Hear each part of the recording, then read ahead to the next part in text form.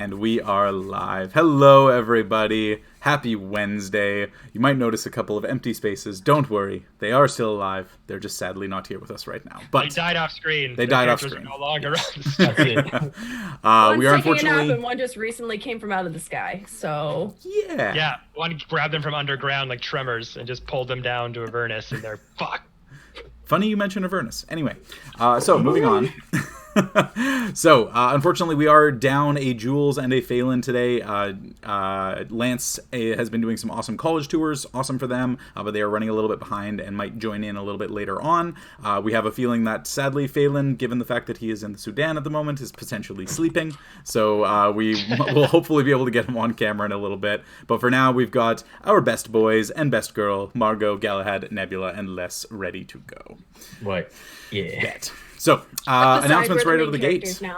First off, we have a new overlay. We have character cards. We have much bigger roleplay screens for everybody to actually be able to see our lovely faces and our lovely players when they emote and sad and cry. It's great. And sad stuff. Yeah. But this week we've also partnered on a fundraiser with WAVA, the WAVA Rape Crisis Center here in Vancouver. They're working towards a future free from sexualized violence. Since 1982, Foundation has been supporting survivors, shifting society, advocating for social and systemic change through education, outreach, and activism locally here in Vancouver. So that's local for me and Kevin. They provide support services to survivors of sexualized violence who have shared experiences of gender marginalization. So that's cis and trans women, two-spirit, trans, and or non-binary people as well. So they're doing a big round of fundraisers with streams this weekend. Unfortunately, we are already booked with another engagement, Corso. So we thought we'd dedicate this entire week to them instead. And so you can key in !donate or !charity in the chat to learn more about the foundation and get a link to our campaign, which is going to run through now until Sunday, March 28th. So we still got about 4 days left. Also, big shout out right at the top of the gate here. Since we were live on Monday, Shadow, whoever that may be, you anonymous style person, has officially taken top dono spot with $101. So huge thank you to you. Claps all around. Yay! Yeah, that's super awesome, and we seriously appreciate the support. We're all chipping in bits of ours as well, so we really appreciate you guys coming out in droves like that. And we will say that, given the fact that we're down a couple of players, some inspiration might be necessary. So if we do end up making it to $500 by the end of the stream tonight, or at any point during the stream, that's automatically going to trigger a D4 of inspiration for everybody at the table, or 6 D4s of inspiration for me. Whatever you want to do. Wait, no, don't do that. Yeah. You want people to get donations, not do that. Sometimes they want to help the DM, right, guys? You want me to kill a player. I understand, right? Chat, you're not saying anything. It's fine. You're good. Yeah, okay. So, moving on from there. For me! Yeah. All right, so last we left off. Where is my music? Because audio cues are very important. Where is my music? Where is my super suit? Where is my super suit? I haven't watched that in fucking a long time. It's a good one, man. Where's my super Nebula or Galadaddy, ooh, I appreciate you. We already got these D4s. All right, so let me quickly just get my headphones plugged in here. Got my dice. Yeah. And of course, I gotta bust out the Die of the Beholder that I was given for all my important roles. Of course, I am super unprepared, because why would I ever be prepared for my own stream? Wait, is this the... No, that's only you, Saint. Only you. Alrighty. Ooh. New headphones today. These are going to be more comfy. So, last we left off. Top of the screen. Here we go. There. Where is it? No. There we go. With an agreement made between our group and the Martinet Ludinus Steleth to escort the young Gilda Stalmast to the Empire's capital city of Rexentrum, they first took a slight detour, traveling the route south to the city of Felderwin to complete a task set upon their party member Jules instead. Once reaching the city, they were introduced to her delightful uncle Zacharias Fowler, a shining beacon of modesty within the Fowler family. The group was offered rooms in his mansion for the evening and met with him to discuss Jules' task, a series of strange disappearances within the city. that the Watchmaster, Tobias Pedersen, believes are linked to the arrival of a recent red dragonborn from the Ashkeeper Peaks. He was working as a farmhand in the area outside the city proper, so this group decided to take the rest of the evening away from the mansion and made their way towards the Dusty Boots Tavern, where most of the farmhands of Felderwind find themselves on any given day or night. Noticing a game of cards being played between some dragonborn humans and a halfling woman, Phelan made his way across the tavern and encountered another red dragonborn waiting to join the game. With the subtle assistance of Nebula, the dragonborn's mood changed drastically, and eventually Nebula discerned that something was up with this individual, now known as Fialtes Bladevein. The evening progressed, and while walking him home, Fialtes shared that he had seen a creature skulk across one of the farms, picking up a cow from the field and vanishing into the ground. The depiction triggered something deep in Margot's memory, sounding like an entity from one of the darkest planes of existence, a Rakshasa from the Nine Hells. So with Phelan ending the evening at the card table, Les and Galahad keeping an eye on the rest of the tavern, and Nebula, Jules, and Margot standing over Fialtes, waiting nearby to his residence with him, what would you all like to do?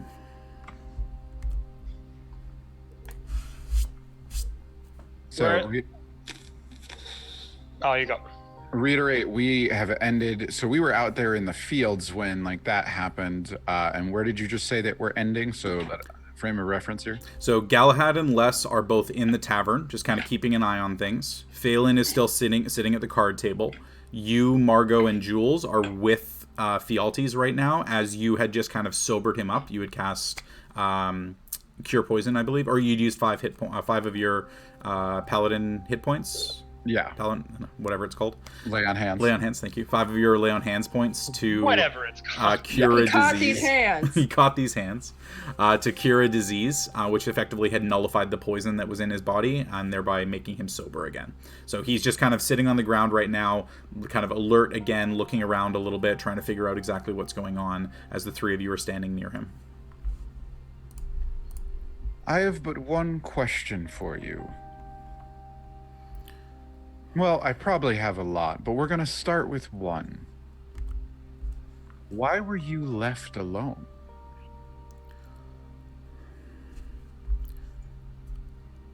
What do you mean, why was I left alone?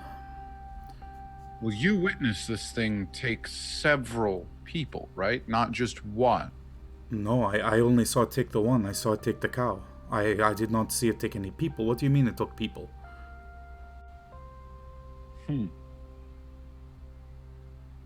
I have just been afraid to go out on my own. Seeing the strength that this creature has, nothing that I have would be able to compare to this.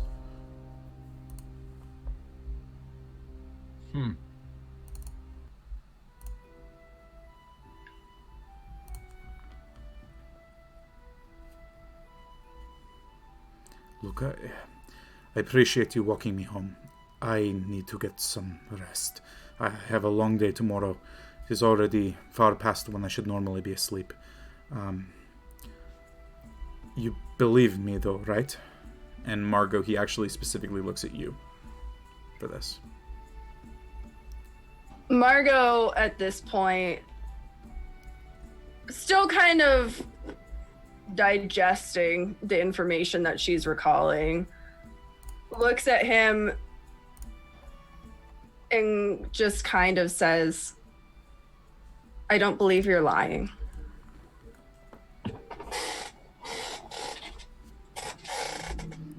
And she, at that point, just kind of slightly nods. And then, again, you kind of see, like, behind her eyes, she, again, is just like, oh, shit. One of my blood. I'm glad that you believe me. The rest called me a nutter. Told me to go back home with my crazy stories. I decided it was better to be quiet than to keep bringing it up.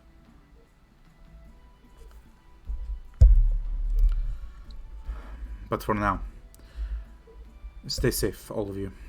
And Where do we find you if we need to talk again? just come by this farm. I work every day, save for one. Anytime that I am not on this farm, I do my best to be surrounded by people. Usually in the dusty boots. Be safe, all of you. Stay well. And he turns towards to head towards his residence. Then Nebula turns and looks at Jules and at Margot and says, "Well, this does not sound fun." At this point, Margot goes, "Far from it. Very far." It's best we probably tell the others we have a bit of a lead here. I would have preferred if it was just a Dragonborn. I know how to deal with them. At this point, Margot's just going to make very beady side eyes at him and be like, "Do you now?" And he goes, "Yeah, you just ignore them." And he just like starts walking towards the tavern. I just realized the two voices of reason are not in the stream. We're all gonna implode on ourselves. No, Welcome at to this Chaos point, Crew. At this point, Margot just loudly states out loud, "Ignoring would be a service that you just can't give." You hear Jules just kind of go, "Margot." She would. I miss her. Yeah. She'll be here Just soon. imagine that. I just imagine that meme from Community of Donna Glover going into the apartment and everything's on fire. I watched that last night. So That's good. a great. Wow, I wonder how things got on fire. That's weird. Yeah, it's like It's someone should be crazy. able to conjure fire in 2 different ways. Oh my god. Wow, that's just what a coincidence, isn't it? Yeah, on, so Nebula this- starts heading back towards the tavern. All right, so heading back towards the tavern, Galhead and Les, you guys have been keeping an eye on things, and everything's been pretty quiet in the tavern so far. I'll get both of you guys to go and make perception checks for me. Oh right. boy, that's where I'm a Viking. Nope. All right, Les, 5. 5. That's a natural 20, baby. That's a natural 20. Hey! What's your bonus to that? Nothing. All right, so that's a 20 total. Oh, you got a D4 if you need it, baby. Oh, I'll hold on to that one for now. All right, holding on to that. He's just a perceptive lad. Give him a minute. He'll figure it out. All right. So, kind of taking a bit of a lead from what you had seen Les do before when you guys were in Hupperduke, sitting outside of the areas that you had been in, all the different shops that you were visiting, just kind of keeping an eye on the Crown's Guard and things like that. You take a little bit of time looking around the tavern. Nothing really looks out of the ordinary. Bunch of drunk people. You know, they're funny, they're boring, but eventually it starts to kind of get on your nerves a little bit. And you step outside, and you do notice that there are a couple of Crown's Guard that are a little bit closer to the tavern than there were when you first went in. Seems to be 2 of them specifically that are kind of meeting up, where before you had seen that they were all very spread out. They were more there as kind of like lookouts rather than interacting with each other. There seem to be 2 of them that are a good, 150, 200 feet away from where you are right now, but they're off in the direction that Margot, Nebula, and Jules were escorting this Dragonborn. Maybe we should go after our friends. What do you mean I see there, big boy? A couple of the guards have started to... Looks like they're converging on where our friends were headed. Maybe we should make sure everything's okay. Oh fuck, alright. This is probably gonna require us to be super sneaky, right? Oh. I'll try. Do we have like any oil around perhaps? Maybe put something in your joints to make it a bit less squeaky or clanky? I don't think that's how it works. He's just too damn thick. Where'd that voice come from? Mind your own business over there. Anyway, so I think we gotta go. Well, you think this is a bit sus? A little. We could try to ask them what they're doing here. Maybe ask them for directions and get some sort of, intelligence briefing on what the presence is doing here. Well, we are technically Crownsguard, and we've got badges and everything, so that could work. Do you want to try it? I pull out my Crown's Guard badge and just look at it. Does it look legit? The Crown's Guard badge? Yeah. Yeah, from what you can tell, it looks pretty legit. Can't insight check a badge, but can I like... Make an investigation check. What are you? Yeah, pretty much. The badge was a I just want to miracle. check the validity of it to see if it's maybe like a forgery or a bad make. Yeah, I'll say yeah, make an investigation check. Finally, that's what I like. That's a 22. 22, okay. So looking at the badge, you swear you see teeth start to pop out of it, but then you kind of flash back to yourself a little bit, and then, no. That was before less. That's not again. So, the badge itself looks completely normal. Nothing about it really stands out as being exceptional or crafted in any way that makes it look to be a replica. It appears to be something that was given. However, you do notice that on the back of it, it does specifically mention Hupperduke. It does not mention anything relating to Felderwin. Are you familiar with the concept good cop, bad cop? Not really. What's a cop? It's an Elvish word for God. So basically, one person God? is guard. Oh, God. it's an Elvish word for God. I'm like, oh Jesus, we're not opening that can of worms. It was guard in my stupid accent. I was just like, okay, all right. It's an Elvish word for God. No, I don't think. Good. Have you ever played Good God, Bad God? Yes, it's called D&D. So that the concept being, someone takes on a more lighter, friendlier persona, and the other person takes on a much more gruff and mean exterior. Kind of a yin and yang sort of relationship. Okay. I guess, can I be the good cop? Exactly what I was thinking. You be the good cop, I'll be the bad cop. Okay. We go up to these guards and flash our fancy Hupperduke badges and say, Grounds Guard, Hupperduke region. What are you boys doing here? What's the sitch? Use words like that. Okay. I'll do my best. All right. You got this, metal man. Clink. Okay. Okay. And I'm gonna psych myself up, sort of just button out the coat. I'm gonna head towards to the two Crowns Guard. Alrighty. So you two are just walking over there? Mm-hmm. Yeah. All right. Okay. And I'm So- going to. They're about 150, 200 feet away or so, and it's pretty late at night at this point, not a ton of light out.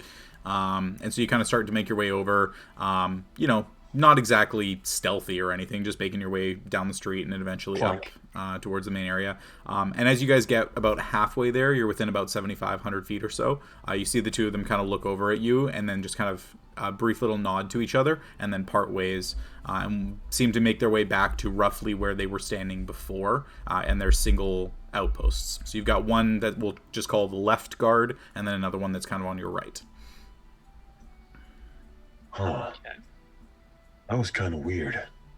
Yeah, they separated when we started to approach them.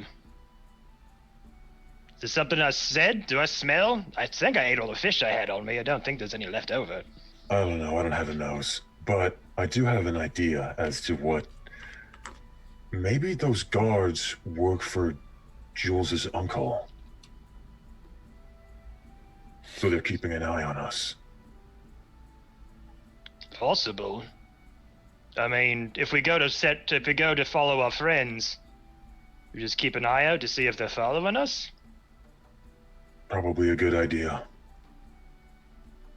All right. Why don't we try that then? So let's go check out the sitch with our friends. Now you're speaking my language. Good job, my friend. All right. And we kind of gingerly make our way outside the tavern. And we're not gonna walk straight to our friends. We're gonna kind of go maybe a third of the way there and just kind of look behind us to see if they're following us. Okay. So you continue walking for another good couple of minutes, and you knew the rough direction that Margot, Nebula, and Jules headed off. You don't know exactly where they are. So I'll get both of you to go and make another perception check, see if you can spot Nebula walking away. Hey, there we go. 13. 17. 17. Okay. Yeah, we'll say with those ones, given, that it is fairly late, the moon is definitely out at this point, you've got at least a little bit of light to see farther off. You can see Nebula kind of walking back towards you, and you're able to make out roughly where he's coming from and make his way over and meet up with him. But checking, again, didn't want to go point A to point B, wanted to go like a third of the way, check behind to see if anyone's tailing us or if those two are following us in any capacity. Yeah, they don't seem to be following you. It was more so that they seemed to notice that you were walking their way and then split off from each other. And then you kind of are looking back as you're making your way a little bit further out. They do not seem to have gotten back together again. Strange. Okay. Well, I don't think anyone's following us. I think we're keen to head over. Let's do it. All right. All right, so Nebula, you would see Galahad, or actually you would hear Galahad and Les before you saw them, kind of crunching the way up the road towards you. But eventually the three of you would meet up, and Margot and Jules being left behind a little bit. So there's a play I saw once back where I'm from, and it was called Lethal Weapon, and there was a good cop, and there was oh, hi, Nebula, how you doing? I'm sorry, were you just talking about, what did you do while we were gone? Oh, just keeping an eye out on the tavern, making everything as, up on the up and up. There were a couple of guards inside that kind of arrived after you left, and we kind of went to approach them just to see what was up, and they kind of split apart. Seemingly were trying to avoid us. It was a little bit weird. Huh. Good to know. And also, that was a movie, not a play. What's a movie? That's a play here. Never mind.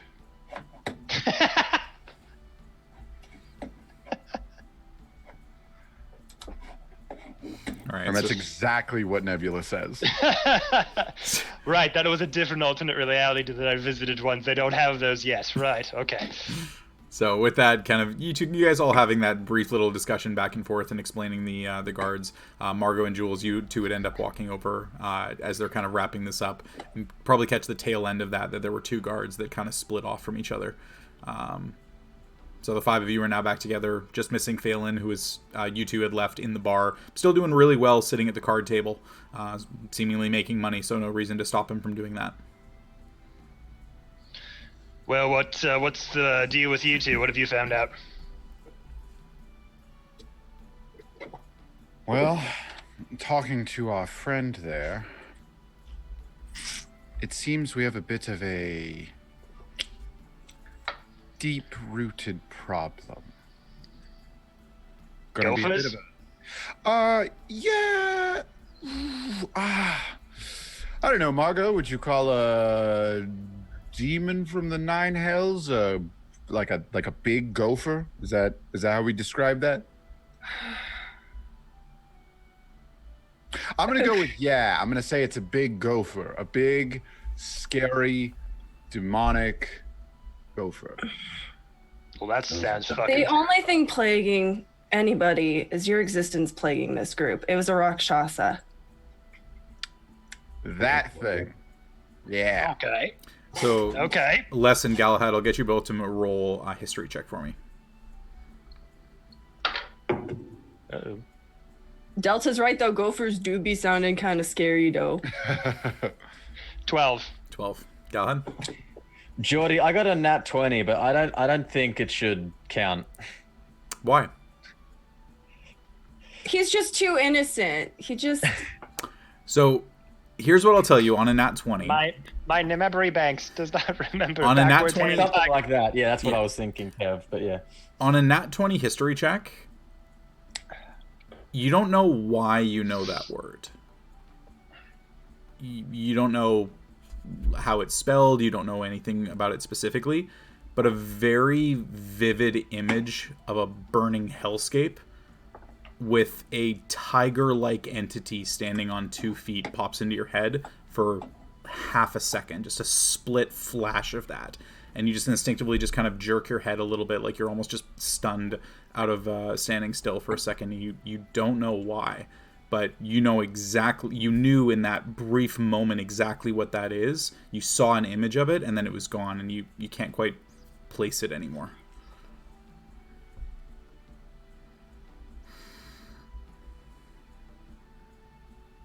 So, but with Margot knowing at least a little bit, you could explain what it is, or what you think it is, at least, based on that brief description that Fialtes gave you.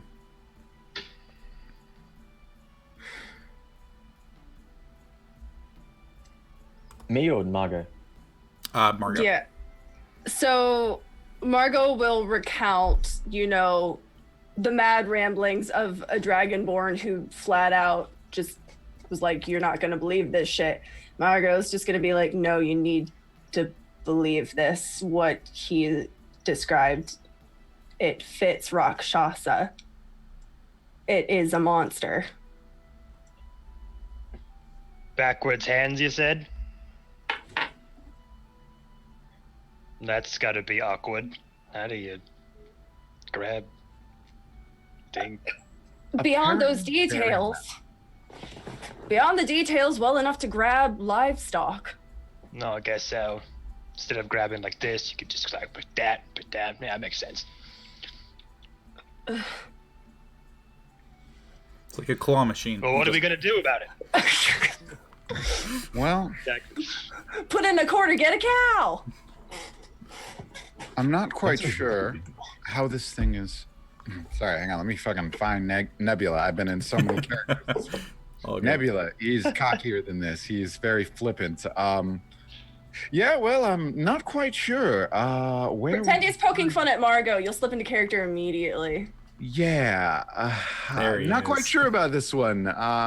Can't tell why it's picking its targets, but hey, what can you do? I mean, does this really have anything to do with our current predicament mission? We're here to help Jules's stupid uncle do tests and shit. We're here to help him stop whatever is equaling the disappearances, and I believe we have put that together, my fantastic friend, that this is actually our problem. Yeah, the Red Dragonborn is just a farmhand as far as we can tell. And besides being easy on the eyes to our Margot here, is not of much use to us. Well, do we know what kind of it's people this thing is grabbing, or is it livestock? No. Okay, so that's where you remember the whole not being useful thing? We heard it took livestock, but also these people who are vanishing seem to disappear in a similar way. No trace, everything's still there. So I think they're being pulled underground. So They're blaming the Red Dragonborn for everything that's been going on. because he seems to be one of the only ones who's seen it happen and lived to tell the tale. Or I don't know if they're dead. I don't want to be morbid here, but let's be honest. First 48 hours, probably dead. I won't let my people be put into blame that they did not do. It'd be one thing if I killed a man or several, but for an innocent, Maybe. Scary. Just thinking, what if we go steal a cow and just rope it up in the vicinity, wait for it to get snatched up? he doesn't even go here. Just less. What? Hey, This I'm sounds cool like one for of the those whole... plays I saw called Yeah. Vox Machina. I'm very, very cool with this whole idea. Loving it. Yeah. You got a cow? Well, I guess we could probably get our hand. Hey, Jules, your uncle. Your uncle's got a cow, I'm sure. Or we could just tie up Nebula and leave him in the middle of, a lovely little pasture. Make him moo a few times. Turn him into a cow. He has the ability. Margot, you hear Jules kind of reach over and just like tighten her grip on your upper arm a little bit. I'm just saying the potential is there. And he'd be a lovely eyes on the inside. He could transform into his annoying self immediately after and tell us what's going on. I mean, if the rock shot... Nobody expects a changeling cow. That's true. I mean, if he did grab you, you could transform into yourself and give him all 1-2s could do. Nobody expects the Spanish Inquisition, let alone a changeling cow. I know it was meant as a dig, but surprisingly, Margot conveys a somewhat intelligible idea. I can check with my uncle and see if maybe there's a cow somewhere that we could get. I'm just saying the idea of sacrificing Nebula sounds very appealing. Yeah, it Something sounds tells me appealing you until he's not there to actually help you out every once in a while. Oh, he's never helped from the start. If anything, I've been the one helping him. It's just... He helped us find this information out, Margot. You gotta give him credit for that, at least. Yeah, but God forbid it's a kobold. Sure. I just don't really want to be indebted to my uncle for anything, so... And I don't want to be indebted to Nebula, so... Be nice if we sacrificed him. We'll think about it. And Jules just kind of goes quiet again. Now, to that end, though, cow or no cow, I think you're onto something here, Les. I think we need to coax it, but my point still stands. I don't understand how the targeting is happening. It's first a cow, that's one thing. That's whatever. But the disappearances that I understand at this point are somewhat important, and as luck would have it, I don't really believe in luck or coincidence here. Oh, here's a suggestion. If it's important, highfalutin people that it's also grabbing, why don't you just turn yourself into Jules' uncle? Stand out in the middle of the field with a cow to double our chances. Again, not a half-bad idea, Les. Let's fill in a few more bubbles on this mad lib of an adventure, shall we? I'm going to need a time of day. Has anyone been able to piece together a time of day that this happens? The description that you got from Fialtes is that it happened in the dead of night, one of the darkest parts of the evening, when not a lot of the regular folk would be able to see. Now, big thing here, of course, is that halflings don't have dark vision. Dragonborn, I believe, do. I do. No, Dragonborn don't have dark vision either. So it was done at a time when creatures that they would normally expect to not have dark vision, to not be able to see, that's kind of when it took place. So the fact that the entity was seen was more luck than anything. It did seem to at least be planned in some respect. So, again, time of day seems to be a very late night thing. Again, curious about that, why that would be. Jules, can you think of anyone in town who would hate your uncle? Well, I mean, I guess that could be anyone, but enough to, I don't know, strike a bargain? I mean, the Fowlers aren't exactly exempt from enemies. I don't know the lay of the land that well. I mean, we've been here a day, not even. I don't really know if anybody hates him, aside from the fact that he's an obnoxious dick. Maybe he just grabbed the wrong bull by the horns.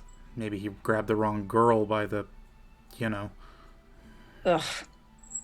Horns? Galahad, no, sweetie. Oh. Well, there are Dragonborn in the city.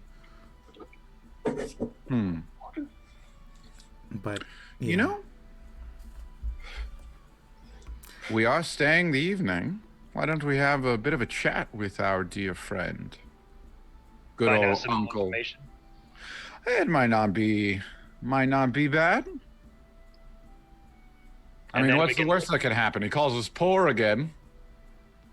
And at least we can search his house for a cow. See, Maybe he's got a Les. farm on the grounds on the estate. Jules just kind of raises a finger and just remember we're his guests. We can't just go. We could ask Philip. Oh, yeah. Philip, my man, that's correct. Could it? It was Philip, right? It was Philip. Yeah, we could ask Philip. I'm sure Philip would love to give us a cow. That's true. This is a cow farm. Our cow's outside. Go on, have cows outside. You know, we could also ask Philip some questions as well. I can't imagine that from the personality of Jules' uncle that he's too kind to the help. There could be something there as well.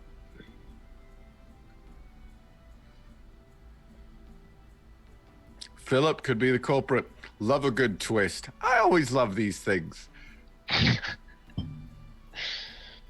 Well, should we do that then? Head back to the mansion?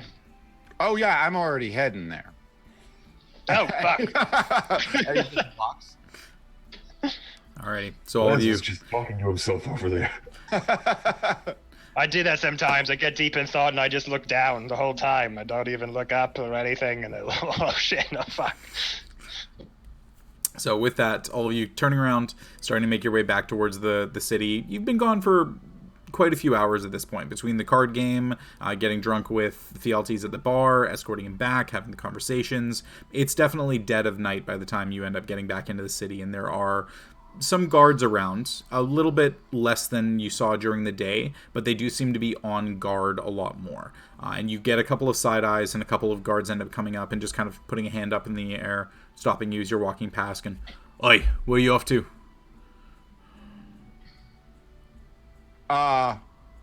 You lot, answer us. Where you going? And you see them kind of just like placing hands on their swords. Oh yeah, sure. Heading to the Fowler estate. Do you often hassle guests of royalty? Love that vibe. I love this city. All crowns god of Hopperduke, and I take out my badge and show them. Right. Apologies. It's been a bit testy lately with the Kryn right over the border. A couple of late night attacks. It's been difficult. You don't say. That's no fun. Hate that. Stealing produce, some of the livestock. How do you... Go ahead, Les. I think we're on to the same page here. Yeah, I was just gonna ask, how did you find that out? Well, it's pretty common knowledge. I mean, we've caught a couple of them. Usually end up offing themselves before they can actually be investigated or interrogated. But that's the nature of the Empire against the Dynasty, right? So you have a few of these Kryn in your possession? No, never keep them alive. Better a dead Kryn than a live one even to get any information out of in this city. Oh, okay. Oh, I mean, that's that's the voice of someone who's gonna end a war. Am I right, boys? Damn straight. You can see them kind of like getting chuffed up to each other and like kind of hitting each other on the shoulder. Yeah. Speaking of which, you know what?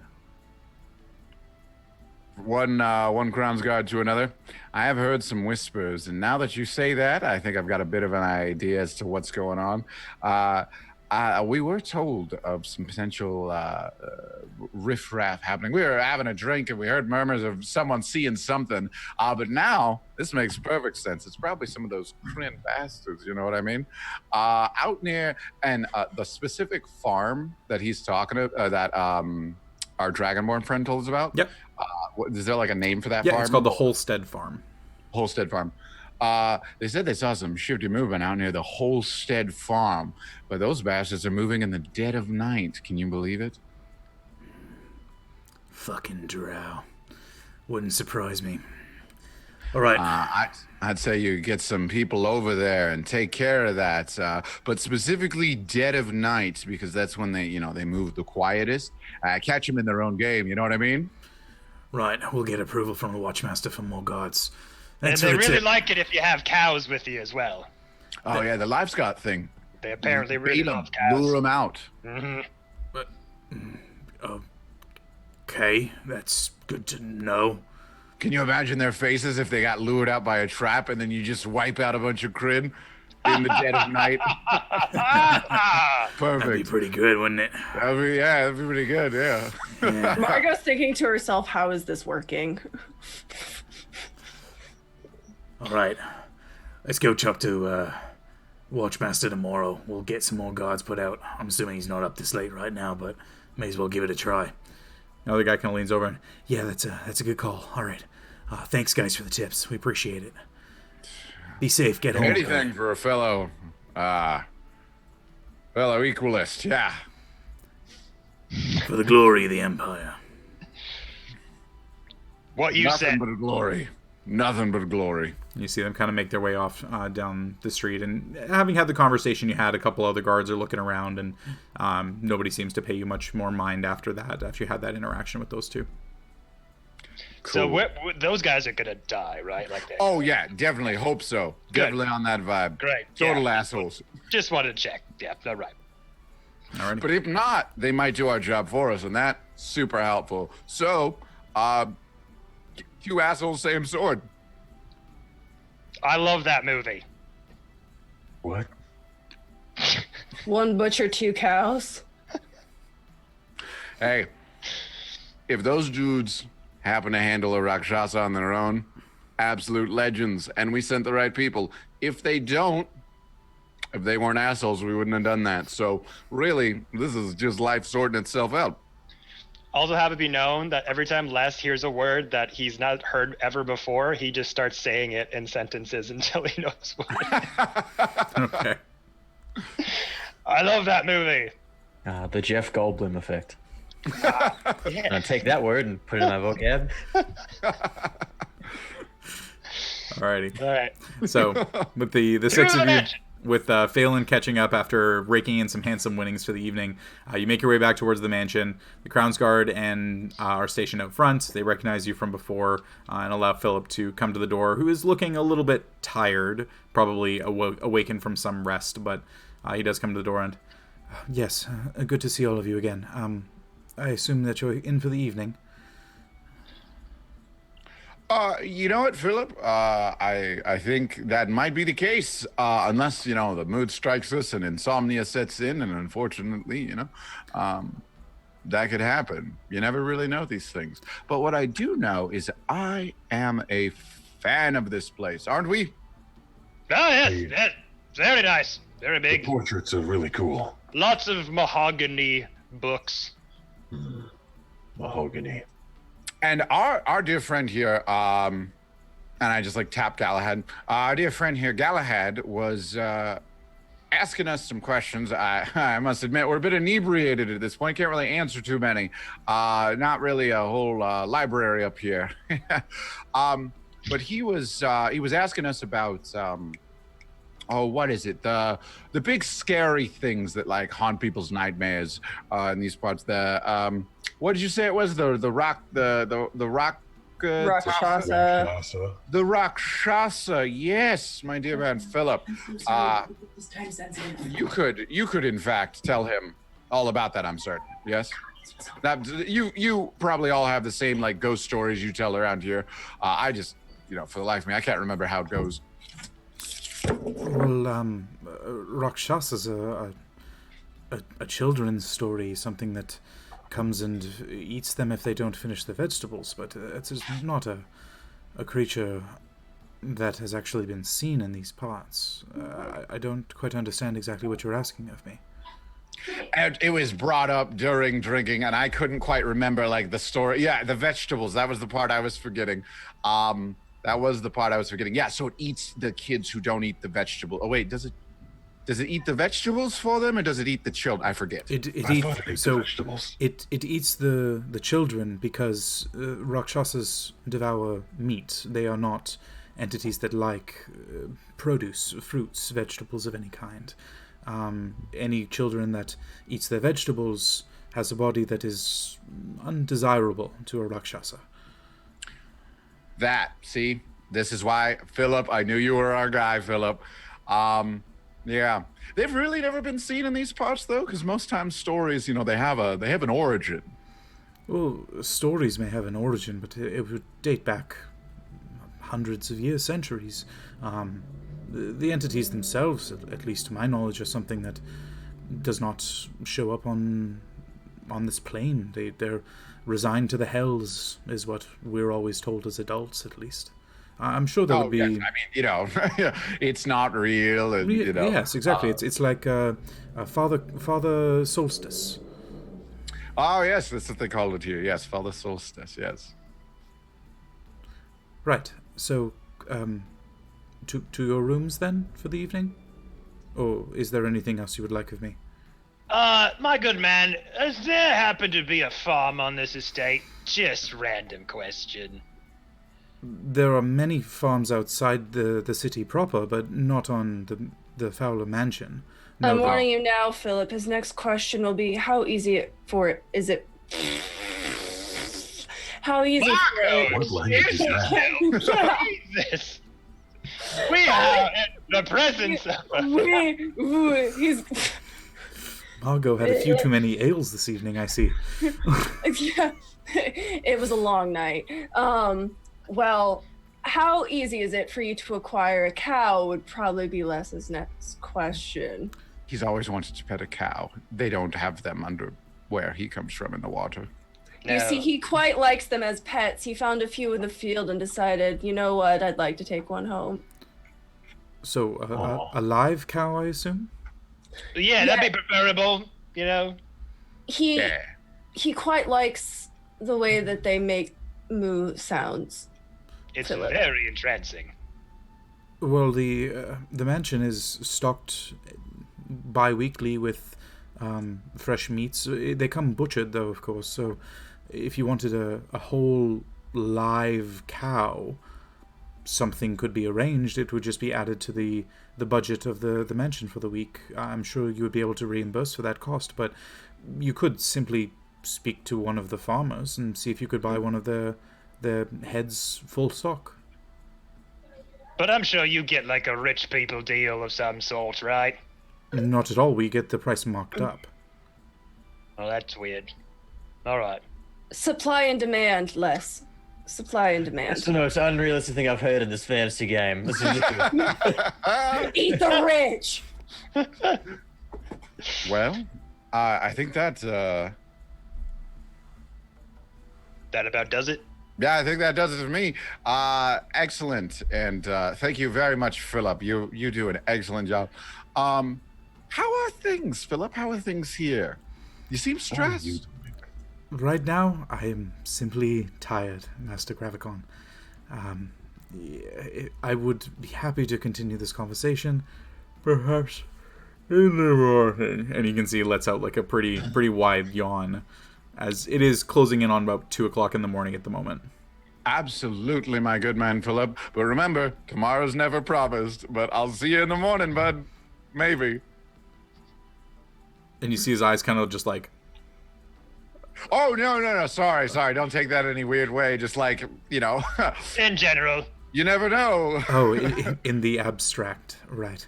Yes, absolutely. Of I mean, course. all these like weird instances we're hearing about, There's nothing more abstract than Nebula's mind.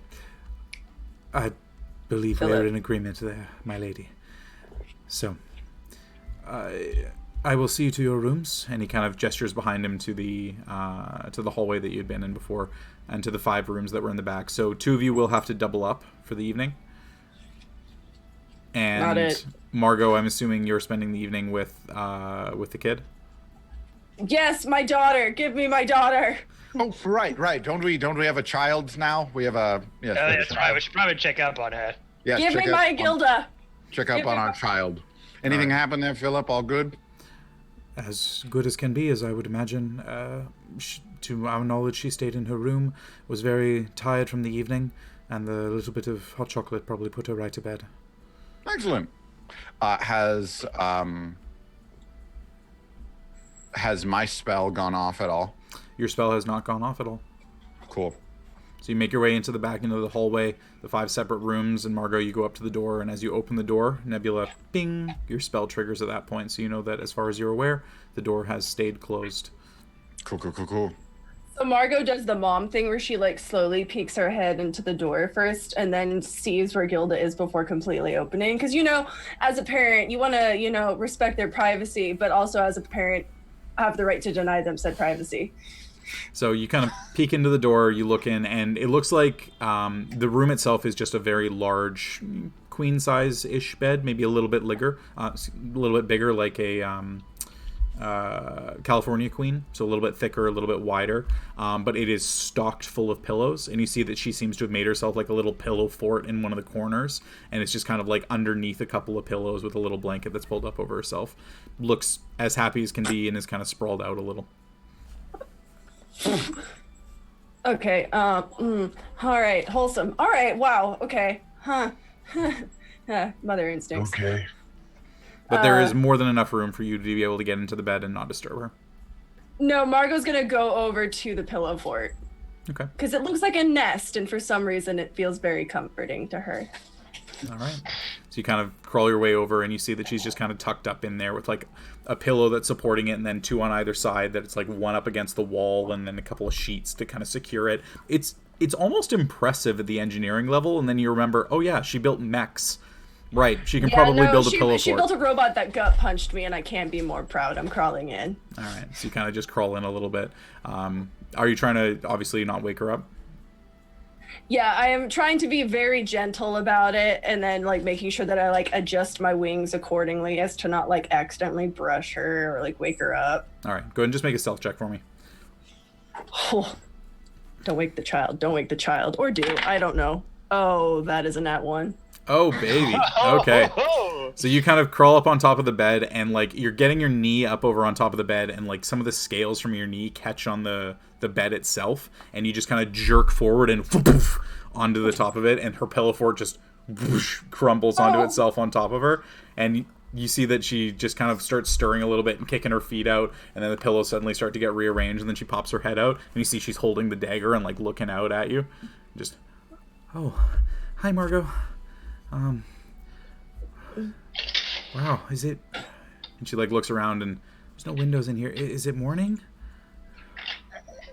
Don't worry about it, sweetheart. You were resting. Don't. And good job grabbing the dagger. That very good reflexes. Well, it's under my pillow. Gotta be safe, right? Yes. Margot's gonna like try to like coolly like get up and like not look like she just biffed it. You see like the sheet is kind of stuck to where your scales impacted and kind of crunched through it a little bit. So she's gonna like try to like tug it off. Just be like, it was like, I hope you don't mind, short on rooms, and I wanted to check on you, and you looked very comfortable, so I thought to intrude. It's okay. Just make some room for yourself, and I'll go back to sleep. And you can see that like she's yawning, and definitely head's starting to hit the pillow again. She like half-heartedly rebuilds the pillow fort where it's like just enough that it's not laying on top of her, but calls it an evening with that. Margot's gonna adjust the pillows accordingly for Gilda, and then like try to like again not destroy the fort this time, but crawl. Okay, go make a dexterity check for me. No!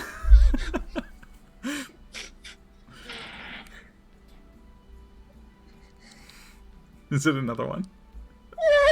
Yes! Yes! Alright, so you kind of like, you see her like rearranging the pillows a little bit. It's just enough where it's like the roof is like sagging just a little, but it's probably gonna hold, and you're like, it's okay, I've got this. I can do this, I can do this. And you just reach forward and you grab the pillow, and then you kind of lift it up and you make it perfectly straight. I just wanted a wholesome moment with my daughter, and I'm destroying her pillow fort. It's okay, you're a first-time mom. This is what they all do. But you kind of reach forward and you grab the pillow and you like make it perfectly straight, and you're propping up the middle and holding up the side, and you're like, all right, this is gonna be perfect. And then you just kind of let go, and then the pillows just whoosh, fall onto her again, and she's Is that a lance I see coming in hot? oh my god, it's a lance. All right, I'm gonna quickly fix the overlay. Lance, don't worry. Everything's fine. We didn't fuck I just destroyed Gilda's pillow fort twice. That is the most saddening thing that's happened this entire session. And we sent some guards maybe to their death. We're not. Oh, We're gonna that's see great. tomorrow. That's more exciting. I'm trying to convince Nebula to be an incognito cow. Cognito. I leave you kids alone for one day. Incognito. Okay. Interesting things. Also, you just got inspiration from Hades. And Wonderful! it's a lance. It is. There we go. I accidentally destroyed my daughter's pillow fort twice and I feel horrible and Margot's just gonna lay... Margot's not even gonna bother anymore, she's just gonna lay there. She's just gonna be like... You see at this point, Gilda just kind of takes the pillows and, like, looks at them for 3 seconds and realizes probably can't rebuild that and just, like, takes the pillows and just, like, throws them down at the end of the bed and just kind of nestles in a little bit. Now actually looks like a nest with the pillows kind of surrounding a little bit. And so you're like, okay, well, maybe this isn't too bad. And then you just kind of curl up a bit. I was about to say, please don't make me roll again. I don't know if I can handle Roll a for third sleep. nat one. No. You want me to? I'll do it. Just I don't even know what check that would be. No. that's a nat 20. I sleep so hard. You sleep so hard. So hard. All right. Please, after 2 nat 1s and 1 nat 20, I think I can't roll anymore for the night. I think I'm done, y'all. So we'll say with that nat 20 that you, like, going to sleep, you're like, wait a second, I can't make a pillow fort, but maybe I can make a fort. And you take one of your wings and just kind of, like, put it out over and, like, prop it up a little bit and create, like, a virtual pseudo little fort over the little nest there. I give her a little veranda. Yeah, exactly. There you go. All right, so with all of you turning in for the evening, the beds are comfortable. There are glasses of water left out for all of you as well, so you're able to imbibe a little bit, make sure that you're not going to wake up with a hangover the following day. But the evening comes, all of you sleep very pleasantly, and you wake up the following morning. No light, there are no windows in any of these rooms, but you are waking up probably a little bit later than normal, given how late you were out. It's probably about 9 o'clock, 10 o'clock in the morning by the time you wake up. But eventually all of you do step out, and Margot, you notice specifically, what's your passive perception? Not very good. 11. 11. You kind of wake up and, like, pull your wing back and look, and you see that Gilda is gone, and you have a moment of freaking out for a sec, and then you realize that she's walking back into the room with a big plate of bacon and eggs and sausage, and it's just kind of munching on food and brings it over towards the bed. The sheer moment of, like, panic, like, within the pillow nest, like, hits her where she's like, daughter, and then she sees her coming in, and she goes, like, good morning. Morning. I got some food. Do you want some? Yes, I will take some. Thank you. Great. There's a really good spread outside. You might want to go get some actual breakfast. The people who work here are kind of cool. That guy with the weird accent's a dick. Yeah, about him. I know we're supposed to be nice to him, so I'm going to say it quietly. No, he's a dick. No, he's definitely a dick. Yeah, he's a dick, right? You're right to say that. Just a massive asshole, isn't he? Just a right piece of work. Yeah. So I'm going to stay away from him, I think. But the rest of them are really nice. That Philip guy's really nice. Philip is good, but yes, stay away from the asshole who'll rot your brain. Okay. And you see that she just kind of, like, hops up onto the bed and, like, crosses her knees and puts the plate on her knees and just starts eating a little bit of food on the bed. But Margot, at this point, is just going to kind of, like, pat the top of her hair and be like, I'm going to go meet the others. Okay, have fun. And she just is very comfortable to just be in the room and starts, like, kind of looking at the pillows. And you see as you look in, you go to close the door, she just kind of, like, claps her hands together and goes, okay, version 2. And, like, starts reaching for the pillows again to remake a new one. I'm sorry for destroying your fort. Twice. I just wanted to be a good mom. All right, so with that, all of you waking up in the morning, kind of heading outside, Phelan with you, but definitely looking a little groggy, a little hungover. Nebula wants to swing by our child's place, Gilda. Yeah, she's just in the room, and you can see that she's kind of working on the pillow fort. Cool. I'm gonna knock on the door and just be like, "Hey there." Hey, bud. How you doing? Doing good. A little bit of a late night. Apparently, maybe some more work than we thought. Maybe a little more murdery than we'd hoped. But you know, that's cool. You've probably heard and seen all that. So I have a bit of a job for you, kiddo. What kind of job? What does it pay? Well, glory, excitement, and perhaps the destruction of our enemies. So, Boring. between you boring. and me, that's Sounds payments. good. Okay. So you were able to whip up some pretty cool stuff. I know it took you a while, so I'll make this one an easy one.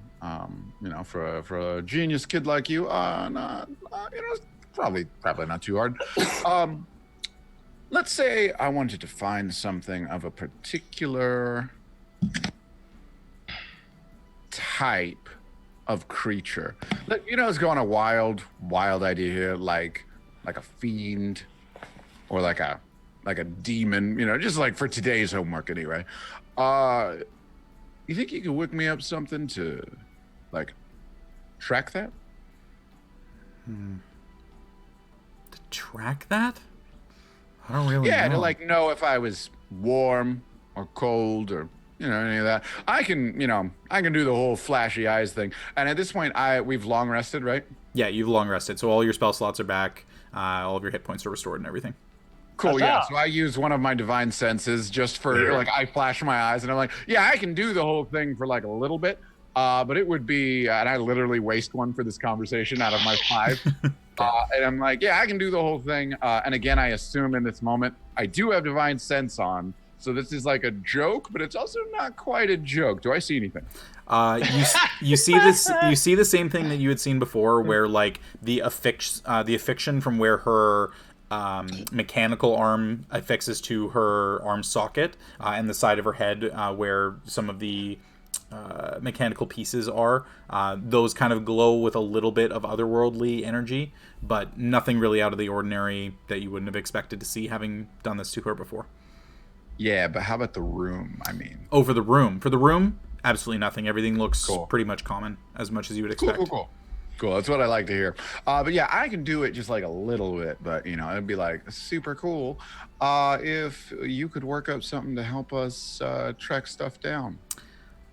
I'm not exactly the right kind of person for that. Physical stuff I can make. I mean, I can weld and I can smelt stuff pretty easy if I have the materials.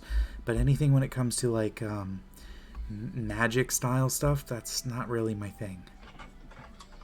Sorry, I wish I could. I mean, you guys are doing a really nice thing for me, but unfortunately, it's just not something that I'm that well versed with. That's all right. Well, let me tell you this. When we do hunt down what we're looking for, we're going to need to trap it. And I'm going to let you sit on that one. Think it over, kid. Impress me. And I stand up and I leave. All right. And you can see that like the cogs are turning a little bit as she kind of like is thinking a little and reaches over and grabs a pillow and starts like kind of shifting it in her hands, like trying to imagine like creating a net or something. Like she has no idea what you're trying to capture, but she's like vaguely starting to think about some ideas there. Cool. Alrighty. So making your way out into the main hall, into the area where where the massive table is and all the food is. Les? As we're all getting up, do I know where Philip's room is? You don't know where any of the rooms for the servants are. Damn. Okay. You could ask. You just don't inherently know where they are. But the only help inside the house is Philip. Well, he's been the primary one, but when you were in the dining hall the evening before, you did also have servants that were running food out from kitchen, someone who would be cooking that food. There are definitely servants.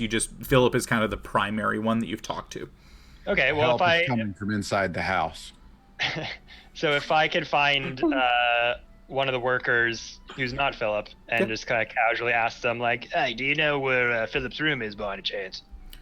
Of course, the rooms for everybody are just down the hall. And he kind of gestures. You're in the dining hall at the moment. He gestures out the door and kind of points to the opposite side. And so you had seen the room that was the sitting room with the couches and the fireplace that Gilda was in the previous night. And there's a door just adjacent to that. If you look on Roll20, you'll see that there's an area there. And he just points to the door that's there. And there's a long hallway through that door and a few doors that lead to the rooms for any of the help that live inside the house. All right, but which one's Philip's room specifically? Just wanted to go check on him for a minute. Well, Philip shares a room with two others. He doesn't have his own unique room. The help shares space. All right, the one on the far left then? If you go through the door, his will be the one at the far end of the hallway. All right. Much obliged, thanks. I want to go head over there really quick. All right. So if you take a look at Roll20, you're able to make your way over to that. And reveal. Shows another hallway there with 3 doors. So you can see that one that's kind of adjacent to the door that you're walking through, another one in the middle of the hall, and then another one at the far end of the hall. Okay. I want to go over to where his room is and kind of put my ear to the door and just kind of see if anyone's inside or hear any rustling around. Okay, make a perception check. Hallelujah. Hey, 16. 16, okay. You don't hear any noise coming from the inside. It is late morning at this point, about 10 o'clock, 10:30 in the morning, so you would make a general assumption that odds are the help probably isn't allowed to sleep in past a certain hour, so it would make sense that there really isn't anybody in the room at the moment. Okay. Is the door locked? It is not locked. I'm going to open it very carefully, okay, just to kind of peek inside and see if anyone's in there. Sure thing. So, taking a peek into the room. There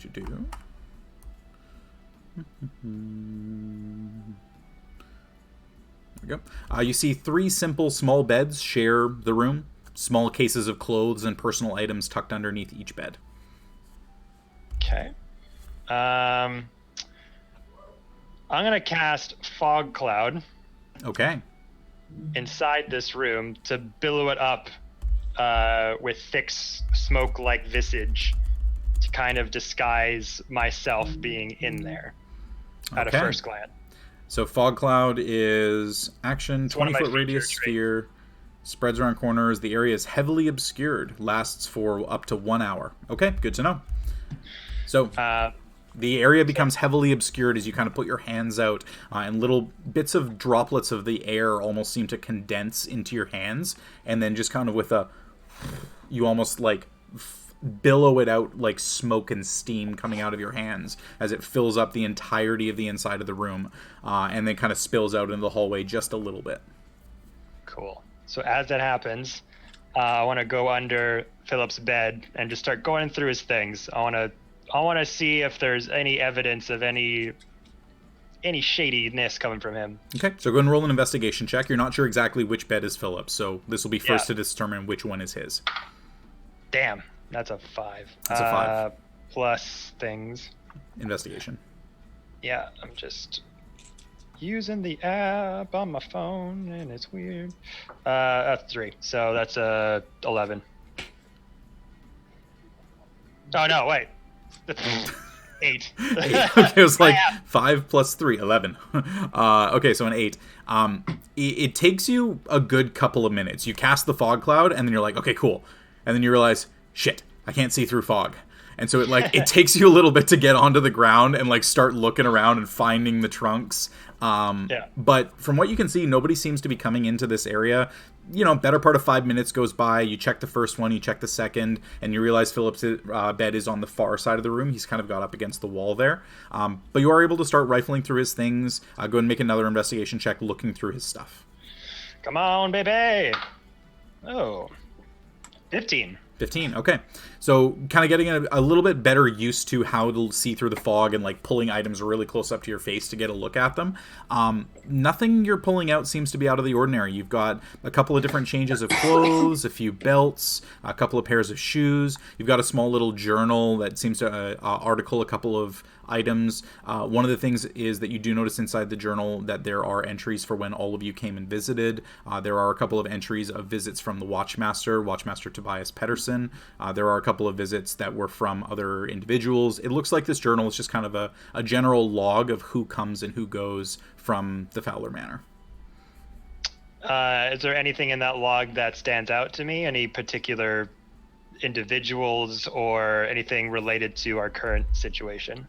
The individuals relating to your current situation, it takes a bit of time to go through this. So if you want to take 5 minutes and read through it, you can do that. But kind of at a first glance, you flip right to the end of it.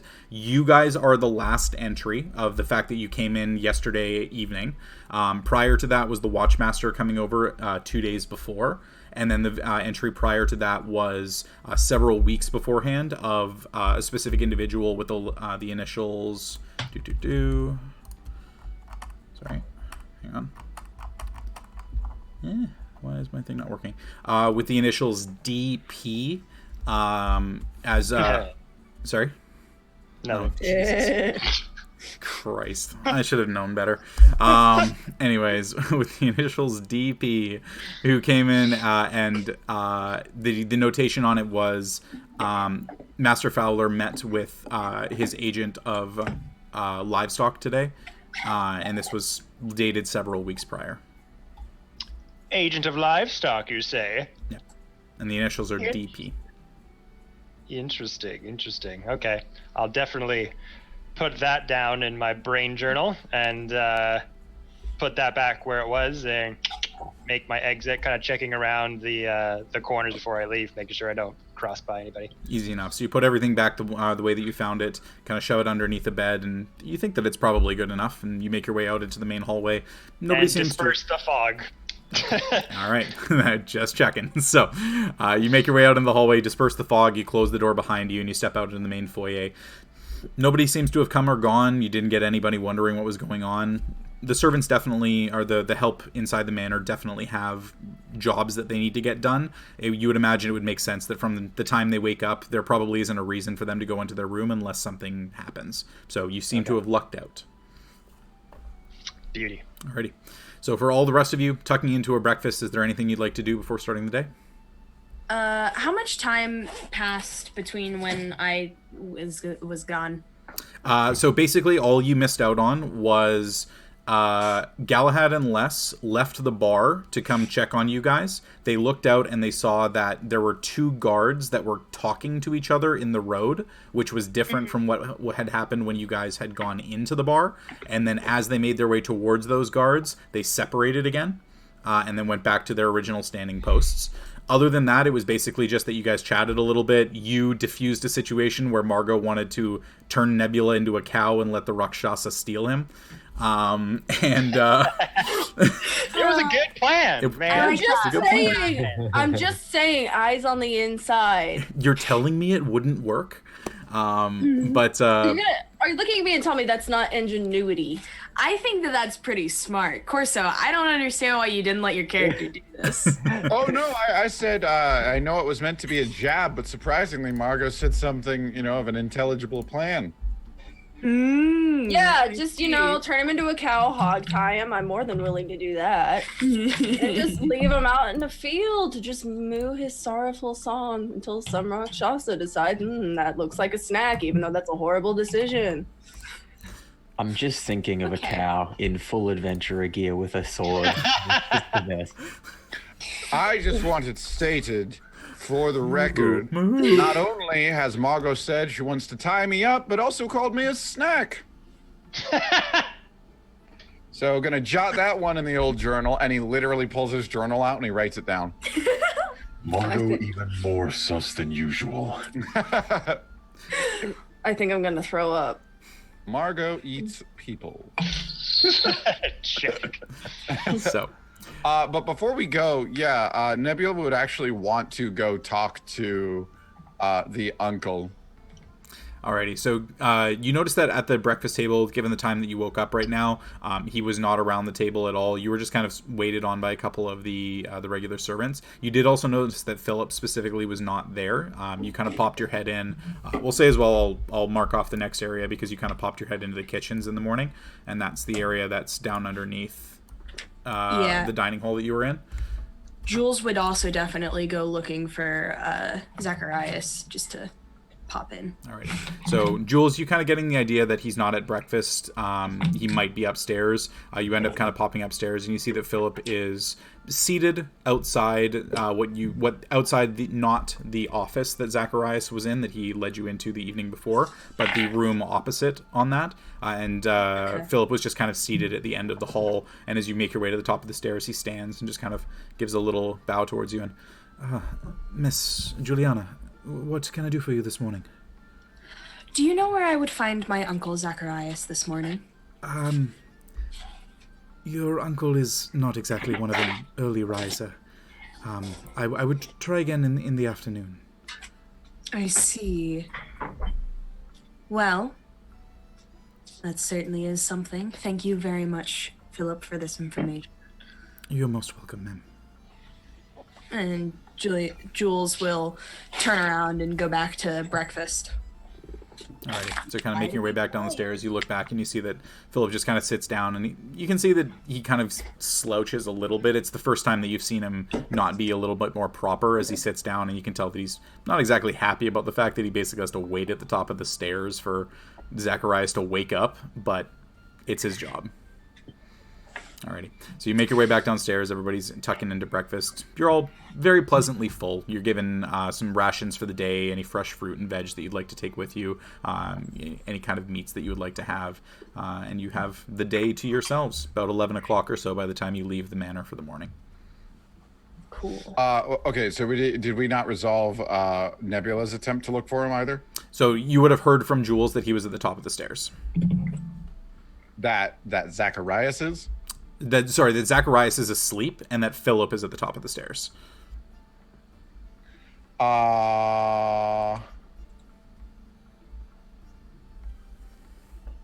Yeah.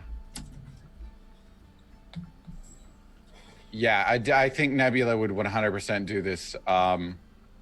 Sorry. If he heard about that, he would be like, oh, and he would walk, he would head over towards the stairs to find Philip. And Philip's just kind of seated at the end of the hallway, and he would just stand up and, good morning. Yes, I was looking for our wonderful host. I had a bit of a relay of information, figured he might be able to help. That would be very useful. I would be more than happy to arrange a meeting for you with him this afternoon when he exits his chambers. And he gestures towards the other door. Oh, is he just in there? I could go right in. No, please. I understand that you may want to have a conversation with him, but for my sake, I would prefer that you didn't. He's not exactly the happiest person if he's Is he abusive to you? Is that what we're getting at here, Philip? If so, not abusive by any stretch. No, it's just more so that he is more pleasant when he awakens of his own accord. Unless it is an urgent item that has to be addressed immediately, I would request that you check in with me in about and he kind of thinks about the time, an hour and a half or so. It isn't long. I would just really appreciate it. You know, Philip, for you, I guess I could. And as I touch him, I cast Minor Illusion. Okay. And as I do that, I choose sound. Okay. And I choose a scream at the just as audible as it can happen that my Minor Illusion lets me cast. Okay, so for Minor Illusion, that is somatic Actually, I and want material. it to scream the word fire. Okay, so that is I want it to yell that word really loudly. Okay. So that is a somatic aspect. So I'm going to go ahead and get you to make a sleight of hand check to try and do that without him noticing. Oh no, I'm for sure doing it seen. I'm not. Oh, you're not trying to hide that you're casting a spell? Fire! No. Okay. No. I'm just like, for you, anything, buddy. You know what? Yeah, I said I'm not going to hide it, so I think Nebula isn't going to hide it. Okay. So you go ahead and cast the spell, and you see him just kind of like tracing your hand movements and not exactly sure what the intention is. Go ahead and roll a spellcasting ability check for me. Sure. Just a flat D20? Flat D20, yeah. And add your spellcasting ability modifier. So I think that's your... plus 4. Yeah. That's a 14 plus 4 for 18. 18, okay. So you're able to move just before he does, as you see that you start to cast a spell, and he inherently begins weaving patterns in his hands as well. Your fire goes off, and then all of a sudden you just hear... And there's no sound coming out of your mouth as he seems to have cast silence, but doing it just a little bit after you yelled fire. And he just I just smile at him. And he just kind of and drops the silent spell. And then you just hear, then suddenly sound comes back to your ears and you hear from the other side of the door. And then I lean in. Philip, you might want to get downstairs. I hear it's going to be ugly in a minute. And I transform into Philip. And he just kind of looks at you and it's just like... Coming, sir! Coming! Could I... This is not appropriate. I must insist that you not be here. Master Fowler, I apologize for the intrusion, sir. Are you awake? May I make a listen check to see if I can hear? Yeah, I'll say all of you... Listen! All of you go ahead. Yes, Master Oh Fowler. no! Oh no! You yeeted Jordy out of the stream with your listen check. Oh no, I didn't Okay, even I'm make back. him leave. I'm back. All right, I'm in charge now. I don't know what the hell just happened. I just had some really weird shit. Listen, Jordy. All right, we're You good. made a sound that sounded like you got possessed. Yeah, it sounded like a demon entered you and booted you off of The it. Rakshas is here! Oh shit! He's been here all along, Les. Always has been. Always has been. That's the Fey lie. Jordy was a rock. That is the Fey lie. All right, so I'll get all of you to go and make a perception check for me as Nebula uses minor illusion to yell fire. I got a 3. 3? Okay. This is Perception, you said? Perception, yeah. That is a dirty 20 for Dirty me. 20. 18 plus 2. Dirty 20. Dirty 20, less. Us girls are awful perceptive. Which check? Perception. I'm just awful. Perception. I believe that's a 19. 19, okay. Galahad will say you're off in the kitchen kind of admiring the skills of all the cooks and paying attention a little bit to what they're doing. Unfortunately, second perception check that you've just kind of been conked. But the rest of you kind of tucking into the little bit of food sitting at the dining table, all of you would hear in a very awkward voice. Now, Nebula, it's your voice that's saying this, right? Because you can't really imitate other voices. Or did you want to try and make it sound like Philip? With minor illusion, you create a sound. It can range. It can be your voice, someone else's voice, a lion's roar, a beating of drums. So it's literally someone else's voice. Okay. Whose voice did you want it to it's be? Philip's. It's Philip's voice. Okay.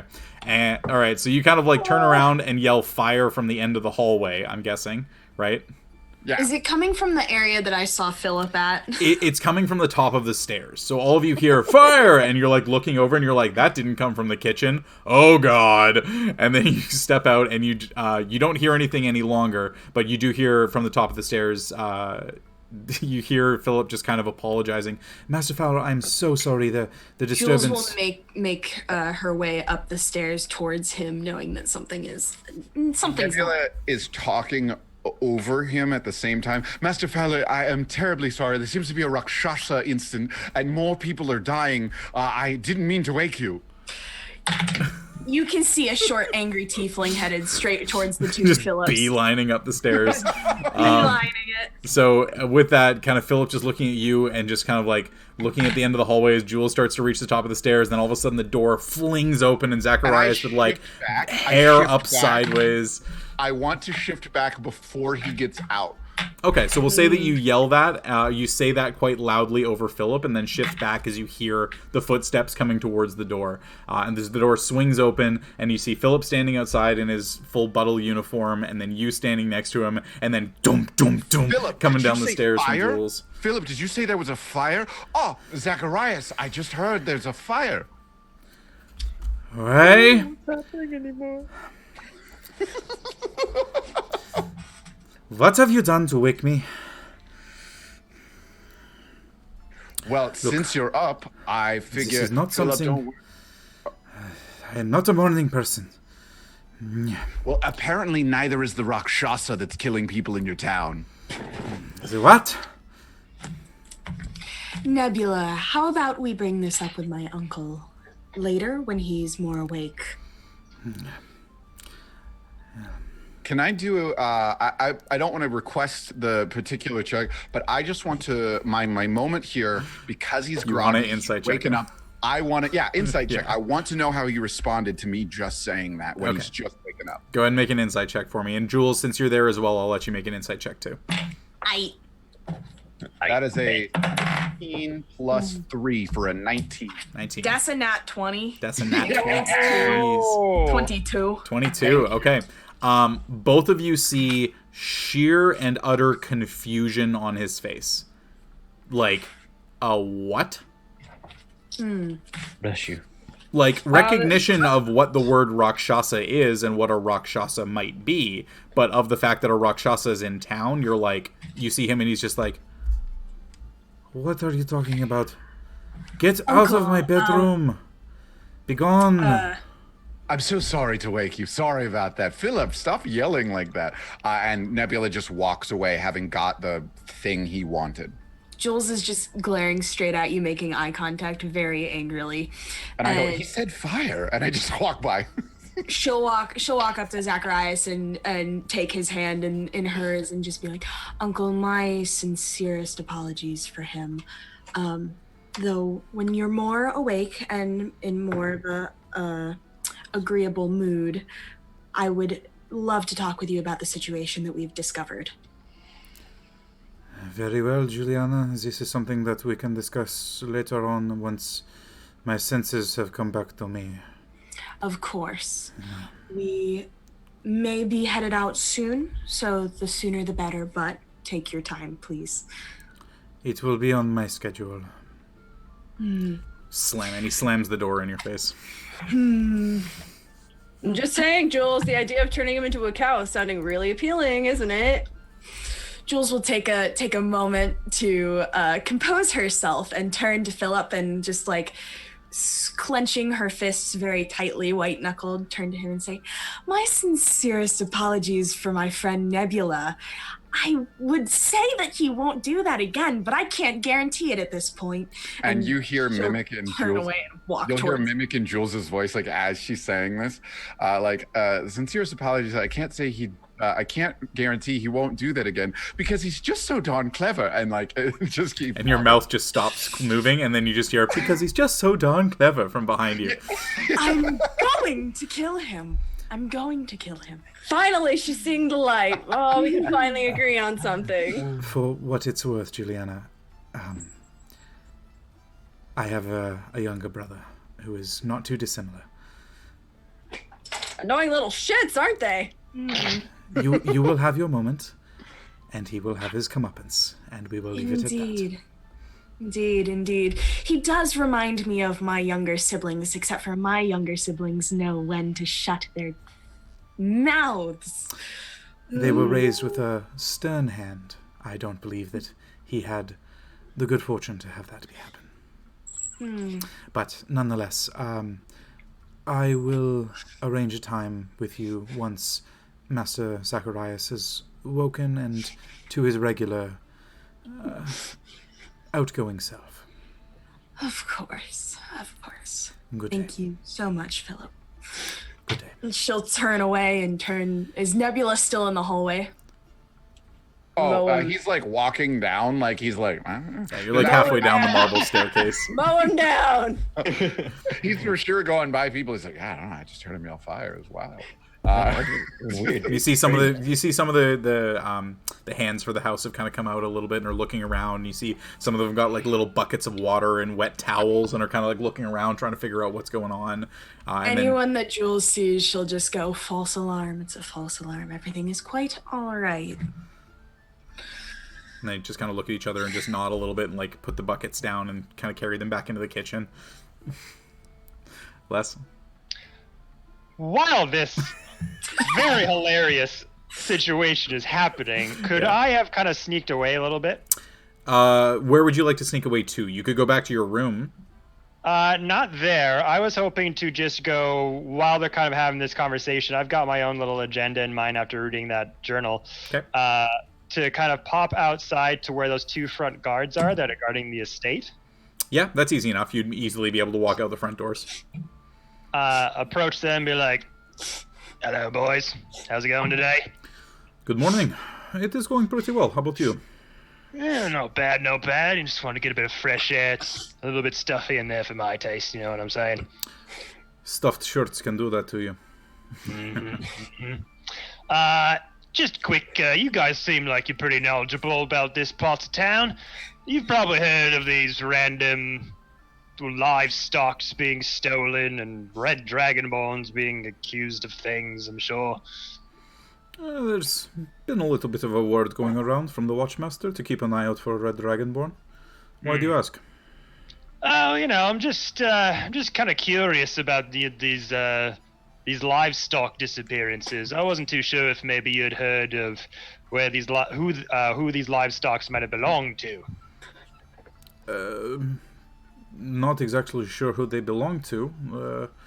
Last we heard, there was a cow that was stolen from one of the farms, an altercation between two of the farm owners, and then all of a sudden, one of them was just gone. So pretty much all we know. Do one of these farm owners happen to have the initials of D and or P? DP. He kind of looks over to the other one and just kind of... Darius? Darius? Yeah, yes, as a matter of fact. Darius, you said? Darius, yes. Darius Princel. Darius Princel. I believe that was his name. The last name is a little bit funny, but Darius, that was his first name at least. He was one of the landowners outside the city. He seemed to get into some kind of altercation with another farm owner about a piece of livestock disappearing. And remember that things got quite heated, but did not come to blows. We were simply there to make sure that nothing happened. But then Darius suddenly just didn't seem to be taking care of his farm much and fell into disrepair. And this Darius, did he ever come to this estate by any chance? I know that the big man inside likes to solve problems for people, I mean, he may have at some point. We keep some kind of record of kind of who we see throughout the city, but there's a lot of people here. It's just not like we know everyone on a first-name basis.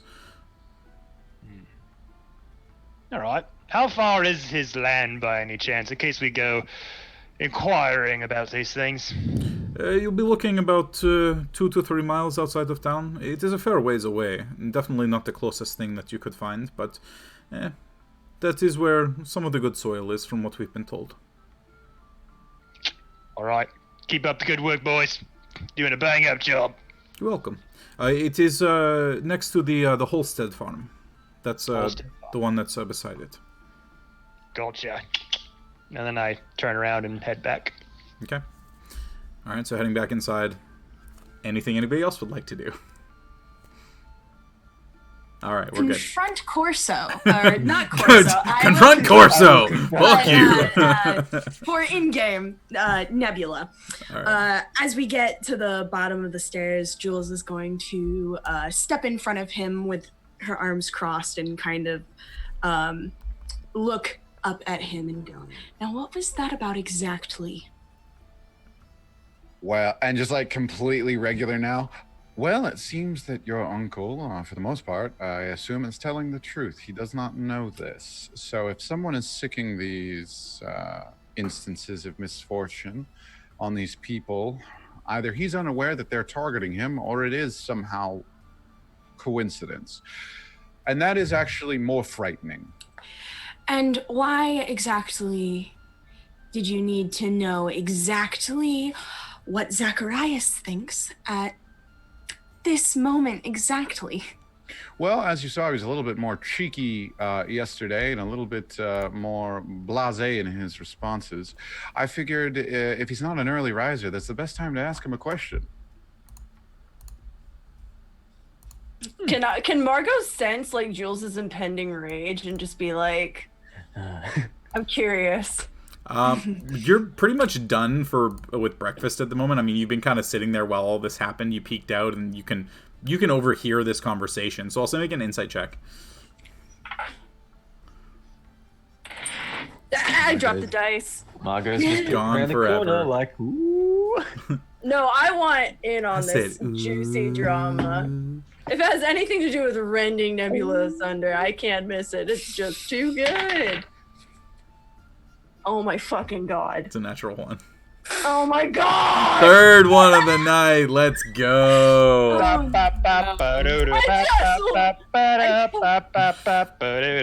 This dice. Yes. No, Aye.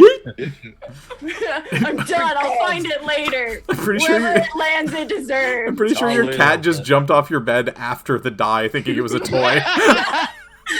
Maybe she'll have better luck rolling for all I know. Oh, anyway, so Roll for stealth. roll for stealth. But yeah, you're not really able to tell. Like, it sounds like Nebula and Jules are having a very pleasant conversation in the middle of the foyer after Philip had shouted fire from the top of the stairs. Pleasant.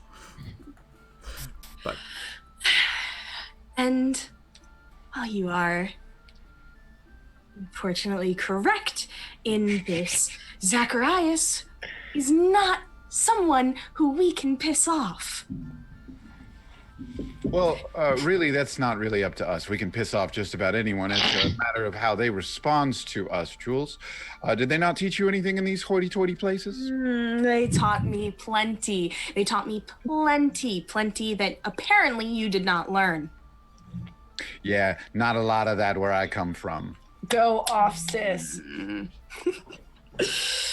At this point, I'll you kind of make your way back in, and the two of you are kind of interrupted as Les makes his way back inside with a bit of a kind of nodding look on his face. Find some fish? Suspicious fish, you might say. Ah, fishy. Suspicious fish. See, Suspicious. he's getting it. Trust no one. Not the time. Look for all answers. Is there anyone around, by the way, who's like any servants or? No, nobody in the main foyer area. All the servants are off in the kitchens, cooking and clearing dishes away. You can see some of them are tidying up the main area, and then Philip is still seemingly at the top of the stairs. Can I take a quick look around to see if if there's any like little magical eyes staring at us in this room? Sure, make a perception check. Ever since that fucking moment, I'm sus about everything. Welcome to the Perception? Perception, yeah. 17. 17. So you notice the same four doors that you've seen, the same staircase going up to the top. You kind of like look up at the top of the staircase into the marble, see if there's anything there. You look at the portraits in the walls and get real close to them. No. Seems fine. Okay. I'll kind of bring everyone in a little hush to be like, so I may have done a little bit of sleuthing myself. You know what? Okay. This sounds like an excellent time to go over the information we found last night at the bar. You're right. Let's go for a walk. Perhaps retrace our steps. Gather the group. Mm-hmm, mm-hmm. And yet Nebula, also very sus, is not going to look around. Is just going to not trust. And the moment We're well it's past that point. yeah, he just he's like, yeah, abs. Oh, you know what? Yeah, the bar. That was good stuff. And just like, let's go for a walk. Galahad, we're gonna do a little more reconnaissance on that shady bar. Okay. Alrighty. Okay. Margot, we're gonna go see your boyfriend. What? And just starts walking. Phelan, you can see, is a little bit slow to catch up and is just kind of a... I believe I may have drank a little bit too much last night. I think I'm going to take the rest of the morning to rest. I will join you when the world is right side up again. Take all the time you need, You can see he's kind of like, having eaten clearly too much on a night of heavy drinking and not a lot of sleep, he's kind of stumbling back to his room to go back to bed. You do that. I believe you're one of the only ones that will stop me from killing Nebula here. At this point, Margot just quirks an eyebrow and she's just like, oh, are you finally feeling it now? Can you feel I was feeling it? it a long time before, but it's just now getting to me, getting to my last nerve. Tantalizing, isn't it? It's manageable when there's not so much on the line. Alrighty.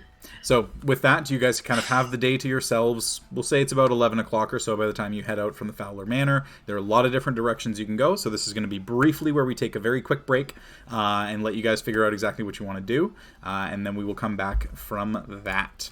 So, before we go on break, just want to give a shout out to Deltasaurus, who did a $50 donation to Wava. Thank you again so much. We appreciate the support. We're getting so close to that $500 mark, which would be amazing. That would give everybody D4 of inspiration. You get to 500, the Rakshasa appears. Yeah, middle of town. Woo, big fight. But yeah, so super awesome there. Thank you again so much for that donation. We appreciate you guys. Appreciate all the subs. A lot of people have been subbing in chat today, and we really appreciate you guys coming in and staying with us.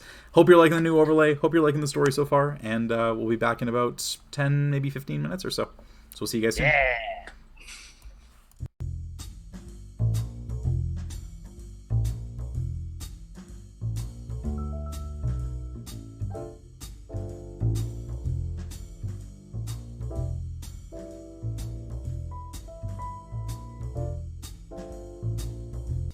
And we're back. Make a vibe check. I'm gonna need a vibe check after I threw that dice, landed on a 15, but I might need... Wasn't on the table, doesn't count. I got a natural 19 on my vibe check, so I'm Nice. Vibe check. Oh, maybe that's what I should do. Is Look at this. Oh, no Did way. you get another 20? I swear. No. Fuck, where's the thing? I don't know if you can I lift it up without it falling. Look at where it landed. It's like... Oh, it's on top of your dice. All right, that's the vibe check for the night. We are no numbers. We are just the top of a die. That's no it. numbers, no feelings, just... No numbers, no feelings, just Let's see where this shit goes. Exactly. All right. Also, apologies. Yes, it was a little bit more than 10 minutes. We took closer to 15, but we are back. So, thank you everybody for singing with us through our break. We're jumping right back into it. So, with you guys now being led out into the city for the day, the entire Felderwind proper and all of the farms surrounding it available to you. There are a lot of obviously different directions that you can go. You've got a couple of different shops you can visit. You've got the Starosta's Villa, kind of the governor's mansion idea if you wanted to head there. You've got the Watchmaster that you could try and find where he is. You can go to the farms. Where exactly would you like to go? Well, during the break, I would have explained to them finding DP in the journal and who the name Darius and that he's involved and might be involved in the livestock aspect of this whole situation. Yeah. So we could go visit their land over there, ask them some questions, some one lead, but I don't know. What do you guys think? May I really quickly roll a history check on DP? Sure. Roll a history check. As long as it's not a Google check. Yeah, I would not recommend that. Yeah. Roll a Oh, that's history check on BBC. 19 plus 6, so Hey. 25. 25. Okay. This is of no knowledge to you. Damn it. The letter, the initials in a random book of the housekeeper of an uncle you've never really met. The name Darius don't really mean anything to you. You've never been to Felderwind. You have no idea. All right. I will say, though, however, that in the conversation of what Les had described, the fact that DP, Darius's farm, was next to the Holstead farm, one of the details that you missed earlier was that the Holstead farm was where Fialtes, the Dragonborn that you encountered and that you got the information from, that's where he works. So this seems to be one of the farms that directly neighbors it. So yeah, I don't think it would be a bad idea to look into that. And then I don't know, we give it a little more time. We could probably check in with the Watchmaster.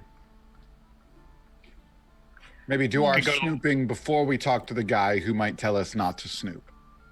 Yeah, Better that's to true. ask for forgiveness than for permission. See, you get it. I will just add briefly here, because it has been 2 weeks since we talked last. Zacharias did also let you know that he didn't have a lot of information relating to this incident and encouraged you that if you wanted to know more to go to talk to the Watchmaster as well. So that's just my DM reminder, because obviously we only play every 2 weeks, so it might not be fresh. So those are kind of our two options. Talk to the guy who might have information, or talk to the other guy who might be the information. So really, who knows? If we're close to the Watchmaster, we could stop by there. Just ask him some questions and then head over to the farm. Love Now, remember, my uncle did not ask permission to have us be investigating from the Watchmaster and actually didn't want anyone else poking into it. So I think that we should first go get information for ourselves before presenting it to the Watchmaster. All right. That works too, I guess. Yeah, love that. So let's go. Let's check out a farm. We could get a cow. We could get a cow. We could also. You could become a cow. We could ask around about friendly gods and see how they did last night. I'm sure you could test your mettle and decide to become a bovine. Metal?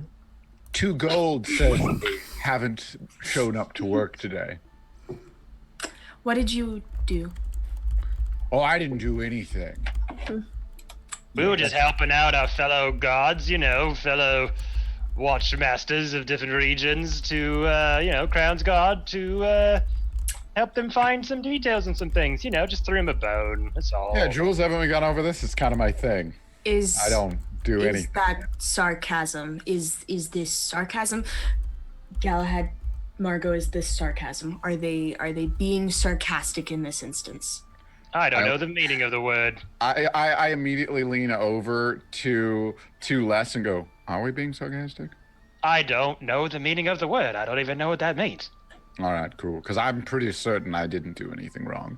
No, I don't think we did either. I think we're just fine. Okay. I have no idea what's going on anymore. Well. What happened last night to the guards? Well, I mean, if we go where we sent them, we'll probably find out. We Where- let them know where that did there you might be send them? something worth inspecting over in the Holstead farm.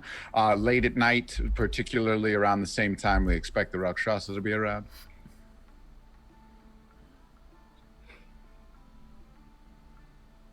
If it helps your conscience at all, they may have been slightly, maybe borderline racist. See, and that's a double entendre. Borderline racist. They're literally racist about the border. Oh, I get it. That's smart. And hear me up. Set this up for a layup here. If anything did happen, good or bad, probably gonna have that Watchmaster working with us to find out what happened. Everyone wins, you see? Yeah. Except the racists. They die, probably. Yeah, probably. Yeah, they don't win. Not the culling I was expecting, but yet I can't seem to find myself angry. See, look at that. Not even Margot was upset. I'm getting a stress headache. You're stressing me beyond belief, Nebula. And also you, Les Paul. You're not helping whatsoever in this. Well, you are helping, but helping to add to the headache. It's fine. Everything's fine. Everything is under control. It's just Not too late. I could set him on fire still. I'm just saying. I've offered many times. We can always set him on fire, but We should turn him into a cow first, then set him on fire. That might lure the Rakshasa closer. that might. Is Also, we it might my have some- sarcasm? Is that showing? Do you think the Rakshasa would also like fried fish? I'm asking for a friend. The friend is me. Fried fish. That sounds quite delectable. Fish and chips, surf and turf. You go up fried fish?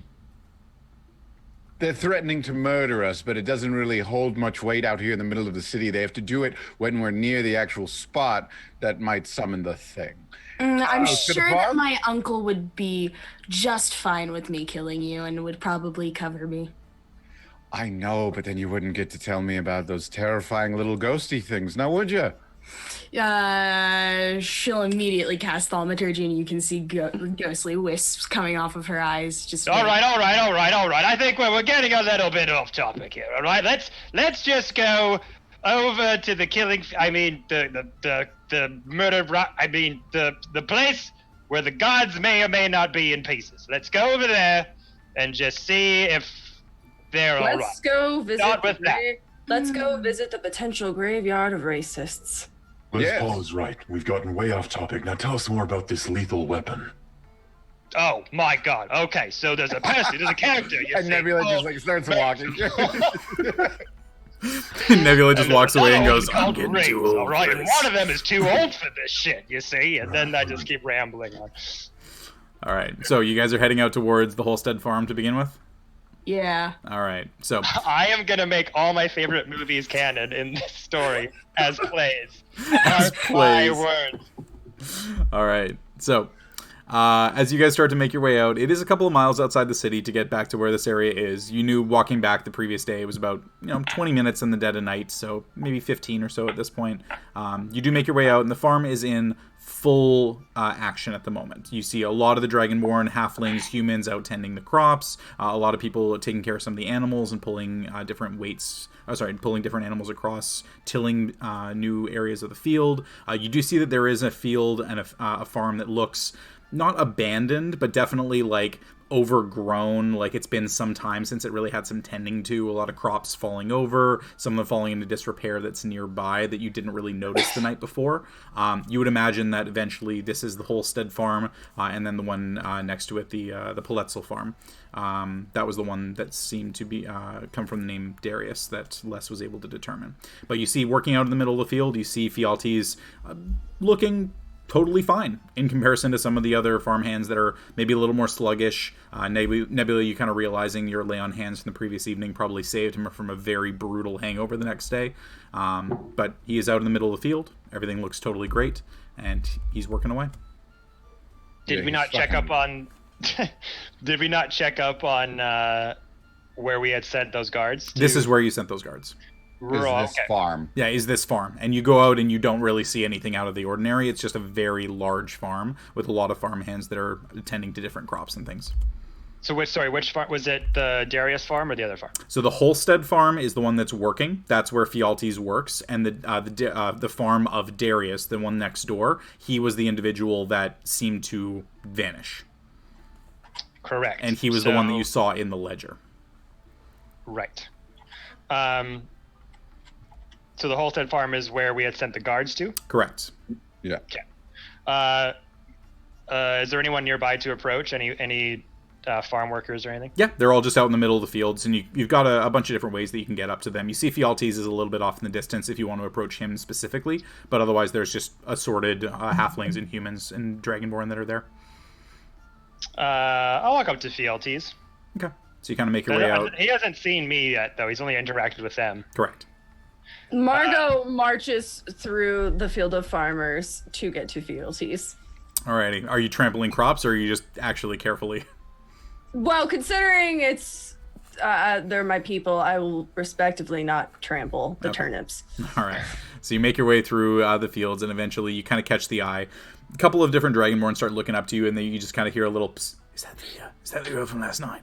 I think it is.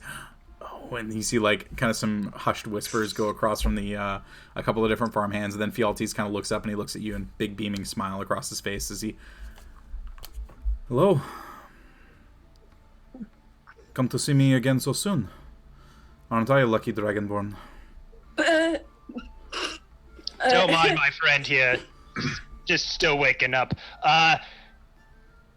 Hupperduke Crownsguard here. Just here to ask you a few questions. Just wanted to know, were there any gods that passed by here late last night by any chance? And you see as you ask this and kind of pulled up the Hupperduke Crownsguard thing, you can see that he kind of like leans back on his haunches a little and just kind of crosses his arms and, No, there weren't. Thank you very much for your time. And I'm gonna like turn around and like whisper in Margot's ear, "Good cop, bad cop, you be the good one," and then go over to join the rest. What? I don't answer. I just keep walking. So what are you doing hanging around with Crownsguard? If I told you, I don't think you'd believe me. A feeling that I think you may share with me. It is possible. It is not exactly their mission as mine, but unfortunately our paths have somewhat crossed. Though the annoying little speckled one I've threatened to flame broil multiple times, and a few times I've gotten close, but no cigar. It's a good feeling to have. Oh, absolutely. It would feel even better if I could just set him entirely on fire, but unfortunately, they just keep telling me no. That is good. You have fiery passion. I appreciate it. Is this how she flirts? Apparently. I don't know Over anymore. murder. Over Flirts murder. over threats of murder. Oh my Because God. nothing says, wow, we're really vibing, quite like threatening to set somebody on fire. It's like, hey, you free to pillage, next Thursday? Our characters concern me so much sometimes. What, is that not romance? Arson? I mean, it's a type of romance, and it's a little bit concerning. Hey, our feelings can be, quite hot and spicy, just like that fire I set to that fire. That fire I set to that fire. That fire I set to that fire. That's how flirting works, yes. You're not supposed to point it out, Jordy. You just keep going. Wow. But you look back at him and just kind of, you being traditional Margot self, and then him just kind of playing into it a little bit. So it has been a better day than it was last night. My mind is a little bit more at ease. I assume I have you and your friends to thank for that. Well, in a way, I suppose. So I wouldn't exactly say at ease is the way that you should be reacting to things right now, as what exactly we're working with is still out there. And it seems as if my comrades, she looks back, may or may not have decided to chum the waters. Chum. I think she means you, Les Paul. What? Well, for what it is worth, I appreciate you at least taking me home last evening. It was not exactly the best experience being reminded of what I had seen inside the bar. Surrounded by drinks. At this point, Margot out loud, without thinking of the context, is just be like, taking you home is the least that I could do. Oh, a shame that you did not make it further. Perhaps another time. But nonetheless, and he just continues on. I do hope that whatever job you are here to do in Felderwin is successful. I assume asking me about everything that I went through and actually being the only ones who believe me, that is one of the reasons you're here. Am I incorrect? No, I do think there's definitely a very dangerous force at play. Well, I hope for your sake that you manage to make it out the other side. It would be a shame to bury yet another one of our brethren.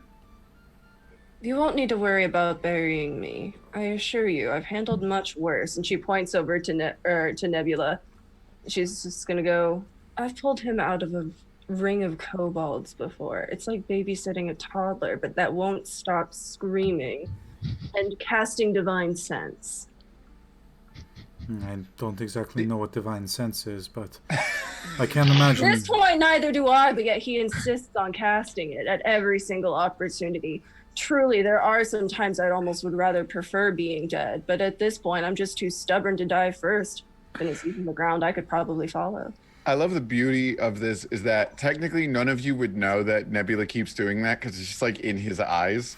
But I will just let you have this moment Might not even be a real spell, to be honest. I mean, it does, who knows if it even works? Like, No, it's he mutters it every time he does it. He's like, divine sense. Kamehameha!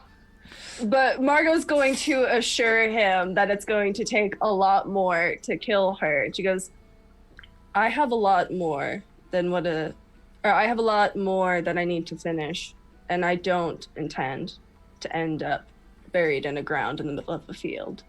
No offense to your lovely crops. You have the strength of the ancestors within you. I respect that. And he takes a hand and kind of places it on the top of your right shoulder. Margot feels slightly warm on the inside, but don't want to explain why. Because dragon. It is not something that everyone has. A lot of us fear the world around us. I'm glad to see that you are not one of those. There is a reason that we come to a place like this, surrounded by our brethren. Fear? No. If anything, what motivates me is the exact opposite.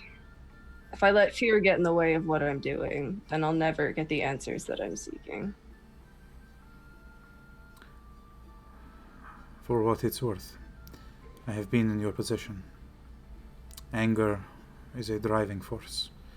I do not pretend to know what you have gone through. I would make no assumptions, but I know of anger.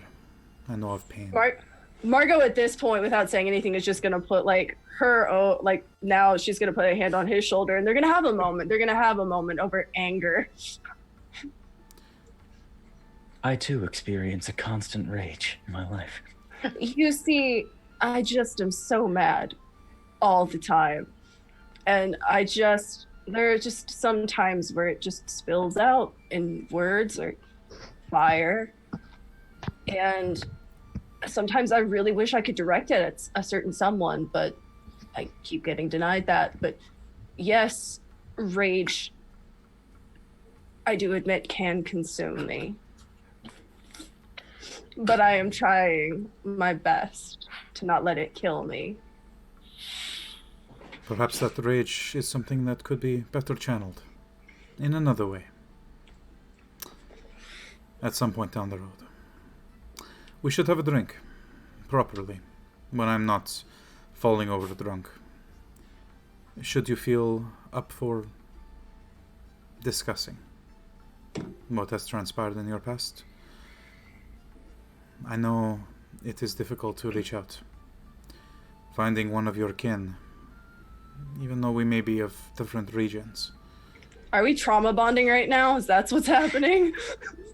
I'm not sure if this turned trauma bonding, but we both have trauma and we are bonding, so sure. Regardless. Jordy, you're killing me! Regardless, I have work that I must get back to, but I appreciate you coming out today. Stay safe, little one. Ask about the guards. Oh. The guards, before you go. He kind of lifts the hand off your shoulder and looks back in. The guards? Oh, what guards? That one? And he gestures at Les.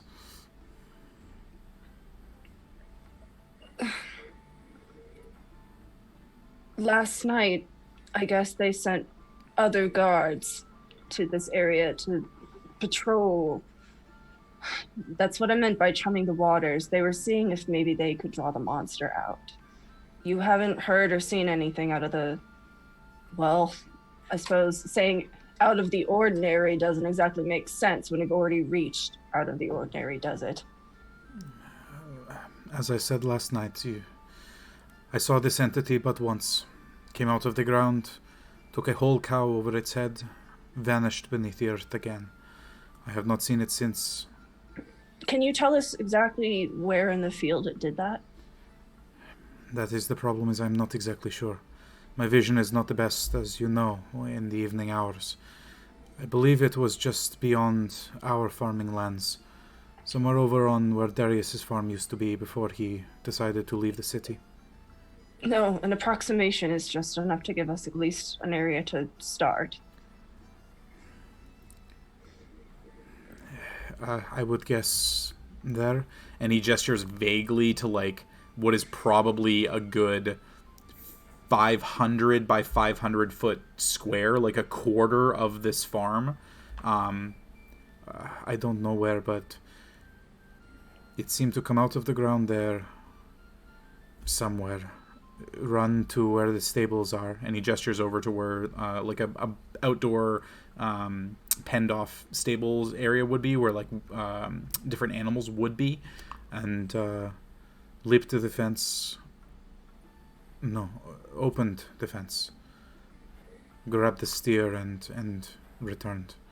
So if there is something that you could find, I wish you the best of luck, but I have tried looking for something, anything to prove that my story is true, to convince the Watchmaster that it is not anything else.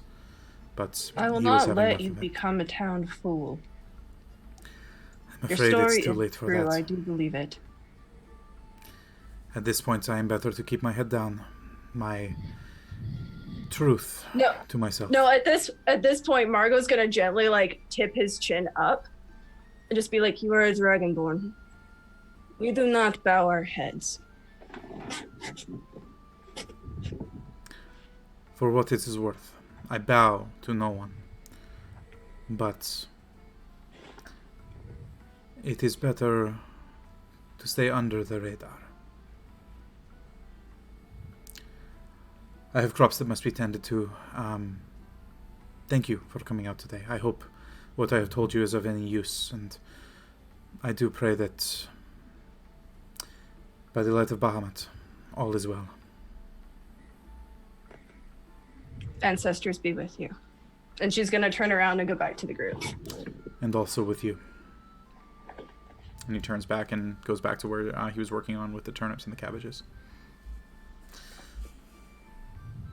Margot's gonna go over to Les Paul and be like, "Good cop, bad cop?" Yeah. What? You know, just someone goes in, they're a little bit mean and aggressive, and the other person goes in and they're nice and light, and it makes the other person feel like they can talk to that person. Wait, I'm confused. Was I supposed to be both the good and the bad cop, or...? No, I was the bad cop because I didn't like me showing my shiny badge. But you didn't do anything. Listen, when we get to Rexentrim, we'll go to the playhouse. I'll buy you a ticket to Lethal Weapon, and it will explain everything, okay?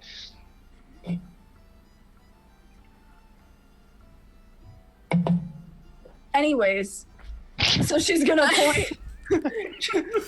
She's going to point like in the direction that he showed them, like basically like point out the stables and give all the information that was given to her, and say to the group, if we want to see if these two and their idea worked, we could check for any evidence.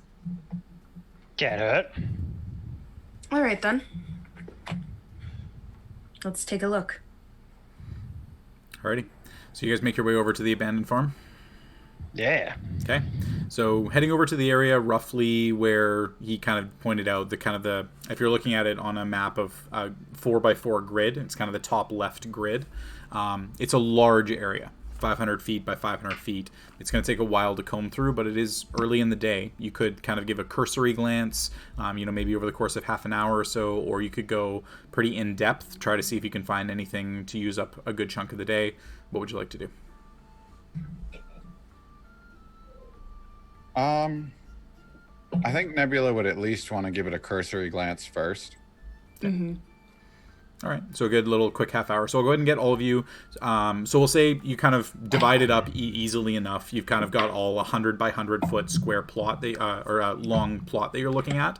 What I'll go ahead and get you guys to do is roll a perception check for me at disadvantage for everyone, because you don't really know what you're looking for, and you've got a lot of area that you're covering. But you might, on a lucky roll, be able to find something. I'm fucked. Damn. Disadvantage. All right. That's a 5. Well, That's 8. What was it? Perception? Perception. Yeah. 7. I rolled a 3 twice for a total of 4. Okay, so we got 4. We got a 7. Margot? I got a 4 on my first one and a 13 on my second. So 4. I got a 7. 7 for Jules. Less? I got a 12. You got a 12. Okay. Jules, Nebula, Margot, Galahad, you see a bunch of old, rotten food. Husks of corn that are knocked down onto the ground, really taken over by bugs and assorted different animals that are kind of just coming in and raiding everything.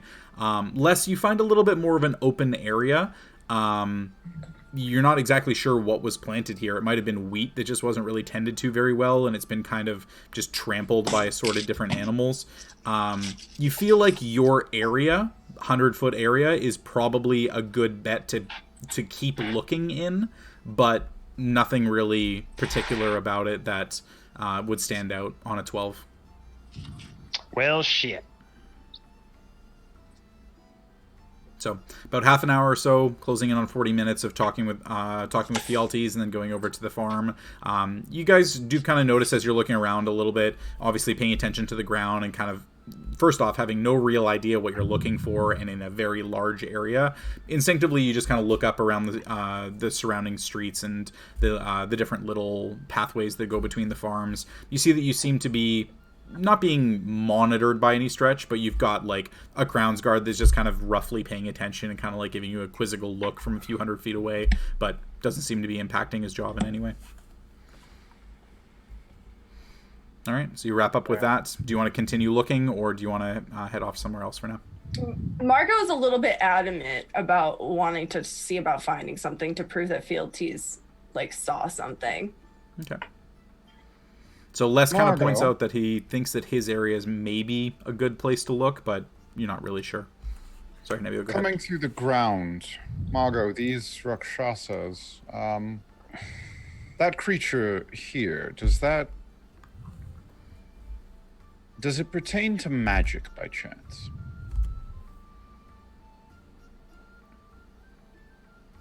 At this point, Haley is like, I don't know, does it?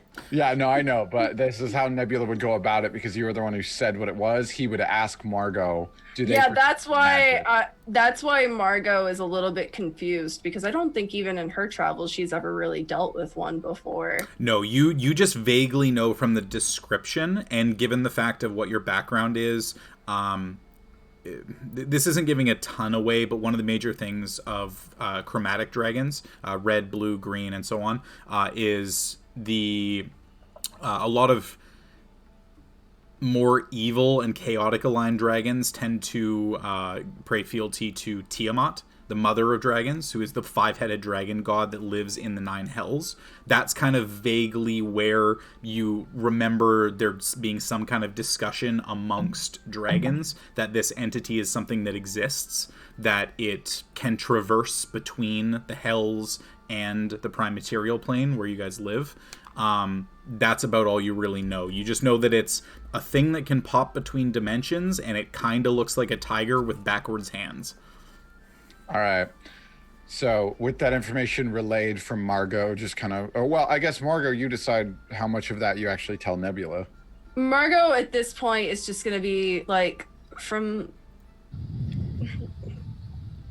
the vagueness that I can remember, it just blips in and out of the dimension.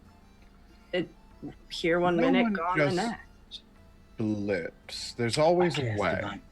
And Nebula casts Detect Magic. Okay. He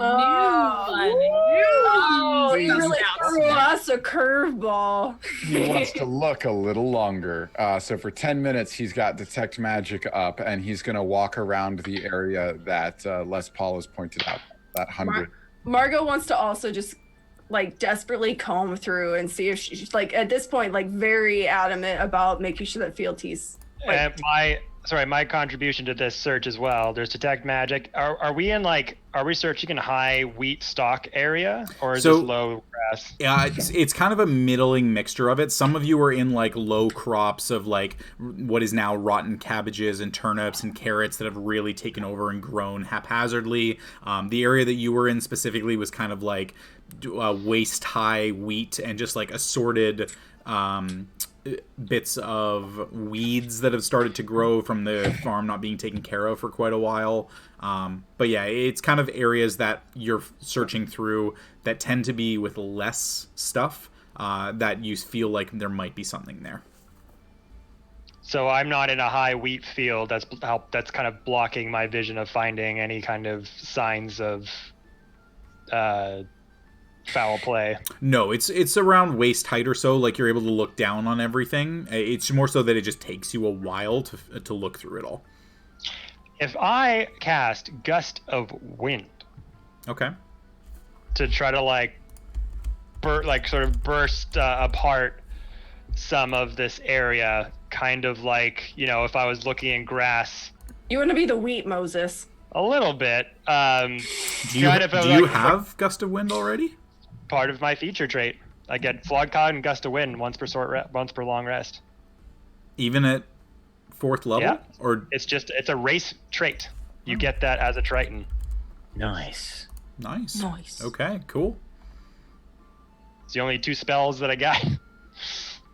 Oh yeah, you can cast Fog Cloud. Starting at 3rd level, you can cast Gust of Wind. Cool. And then at 5th level, an even better one. Okay, so Gust of Wind. Okay, so Gust of Wind. A line of strong wind 60 feet long and 10 feet wide blasts from you in a direction you choose for up to a minute. Each creature that starts its turn has to make a strength save or be pushed away. Blah, blah, blah. Disperses gas or vapor. Extinguishes torches and candles. 50% chance, blah, blah, blah. Okay, cool. And bonus action, you can change the direction. Okay. Alrighty. Les.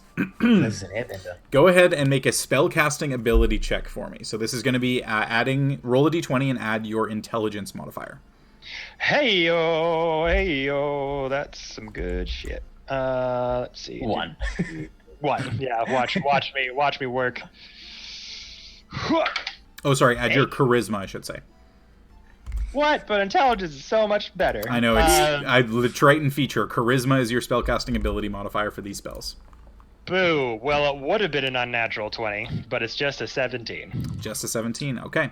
The first one, you're looking around, you're trying to figure out what it's going to be, or like maybe a direction that's going to work. You kind of summon the Gust of Wind and you walk a little bit with it. Doesn't seem to be anything interacting with it. The weed is blowing sideways. Some of the stuff that's on the ground is getting picked up and kind of jettisoned forward away from you. Doesn't seem to be anything interacting, but you have a bonus action, the ability to move it. I'll say I'll allow you to move it up to... Because we'll say that you have to use 60 feet long, 10 feet wide. Yeah, we'll say that you have to use 2 rounds of combat to see if anything happens, so I'll let you move it up to 4 times. So you could able to try a different place. So go ahead and make another spellcasting ability check for me. So another charisma check. 15, okay. Same thing. You're in a slightly different area, a couple maybe different vegetables. You're starting to pull up some carrots and some potatoes. Nothing seemed interacting with you in that respect. Go and make a third one. Less than his natural leaf blower. Yeah, pretty much. 15 again. 15 again. You're in that third one. Really everything is just kind of starting to blur together a little bit. You realize, okay, maybe I'm going in the wrong direction. You do a quick 180 and doesn't blow it the Les other way. have a D4 from chat from the beginning? Did he? Sure. I don't think so. I think everybody got inspiration. Yeah, everyone got one at the very beginning. Really? Give me a sec. Call Me Hades hit the 4 of us who were in here. And then as soon as Jules got in, hit them. Because I have the requests queue. Yes, Call Me Hades says there. He does. He did 2 hours ago. Inspiration for Jules, Galadaddy, Nebula, Les, and Margot. Oh, and Yosef gave one to me. Hey, that's good to know. Oh, Yay, no. Joey. Yeah, Okay, so well, I have a D4. That's Okay, so we'll say on that DM. first one, did you want to roll it for that? On the 17? On the 17, yeah. Okay, go and roll that. What? It's a 1. The DC is 18, so Hey! it makes a difference. So we'll say that this will take up the use of the spell because you're going to use it anyway. But Just me with my natural leaf blower. Yeah. So go ahead and just roll 2 more checks for me just to see if you get anything better than an 18. All right. 1. Okay.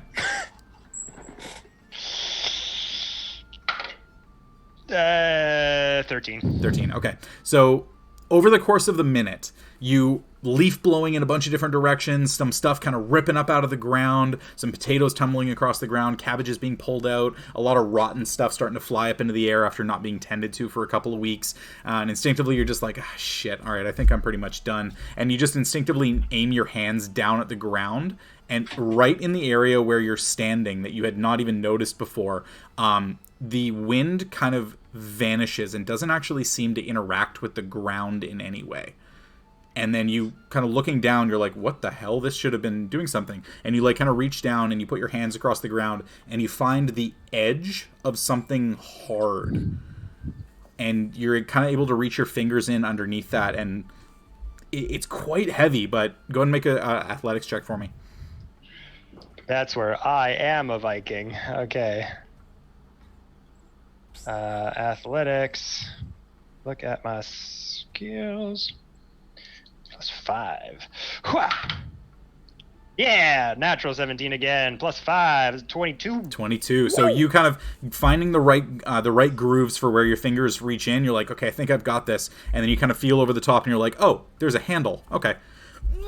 And you just really heavily lift up, and it is hefty. There is a lot of dirt and a lot of different pieces that are kind of held underneath this. And you lift it up out of the ground, but it looks like a trap door of some kind that's been kind of set in, but not from the top down, from the bottom up. As if something had tunneled in underneath and built a trap door into the ceiling, and you lift it open, throwing the couple of pieces that are on the ground into disarray ahead of you, and you kind of look down at what is essentially a cave of some kind. Yeah. Dirt aligned walls, looks to be about a 5 foot, maybe 6 foot landing area down underneath. No ladders of any kind. It's just a straight drop into a dark hole.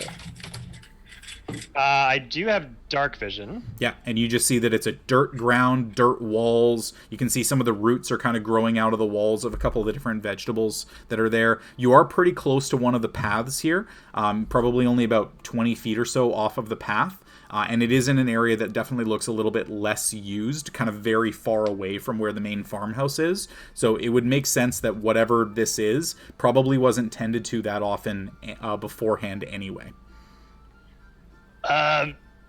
Garth, I kind of want to shout out to my friends without making it obvious to any of the workers nearby.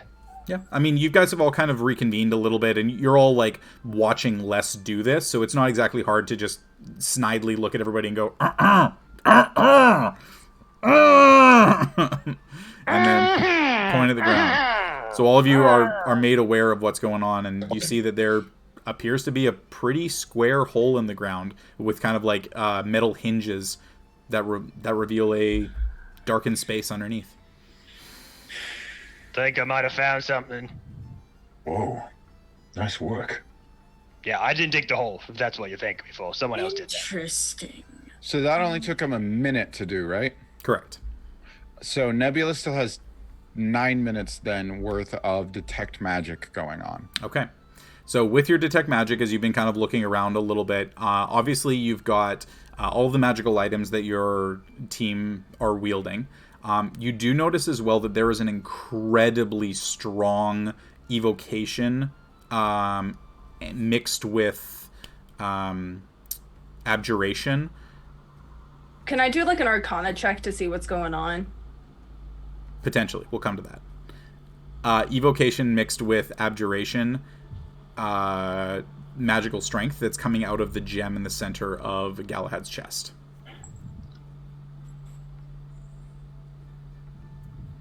Just saw it. But as for everything else, looking down into the hole, nothing appears to be magical. The hinges seem fine. The fields around totally okay. You kind of instinctively look at all of your allies. All of them appear to be traditionally normal, with the exception of a couple of magical items that they have on them. What check, Jordy? Do I need to hang on? I need to type this out so I don't say too much.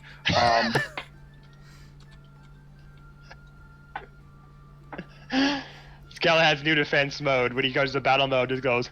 All right. I'll say, given your background, straight intelligence. A straight intelligence is a +1 rolled on a... With your proficiency modifier. That's going to be a total of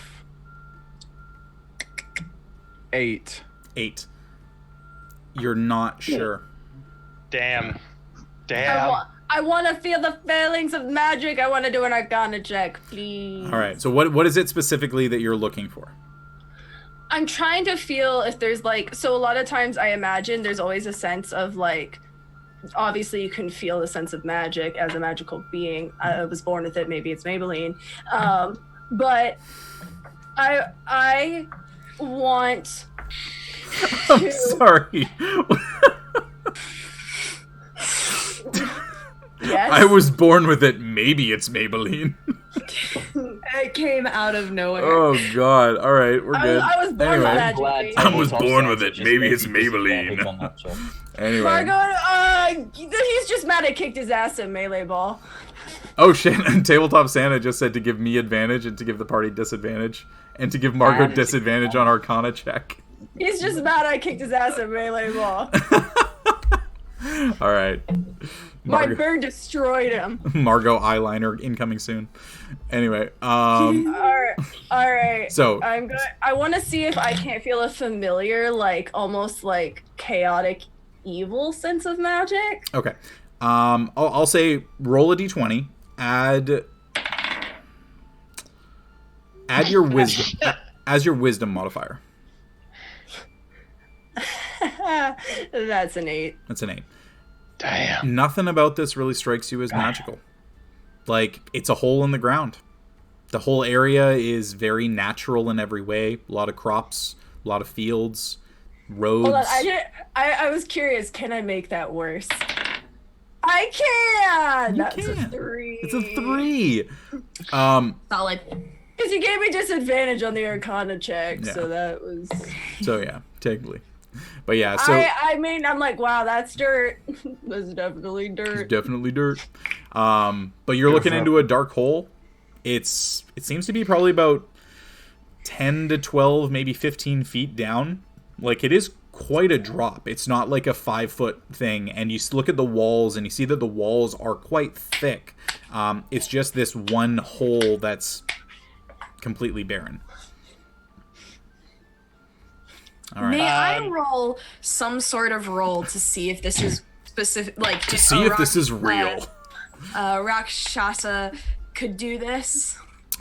In a hole in the ground. Yeah. Given anyone can make a hole. So this is the thing. Is like there's so many things going on in chat. Tabletop Stand is screwing everybody over, but Anders like advantage for the party. I'm like, what is happening right now? First things first.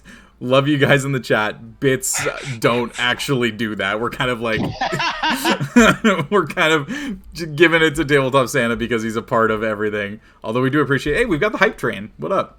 Enough people donated to give us the hype train, so keep that shit going. But yes, like Jules, there isn't really anything that like is a check that you would be able to roll. Like, given the description of what this creature is and what it could do, lifting a cow over its head. Probably strong enough to dig a hole. Okay. Well, shall we head on in? Wait.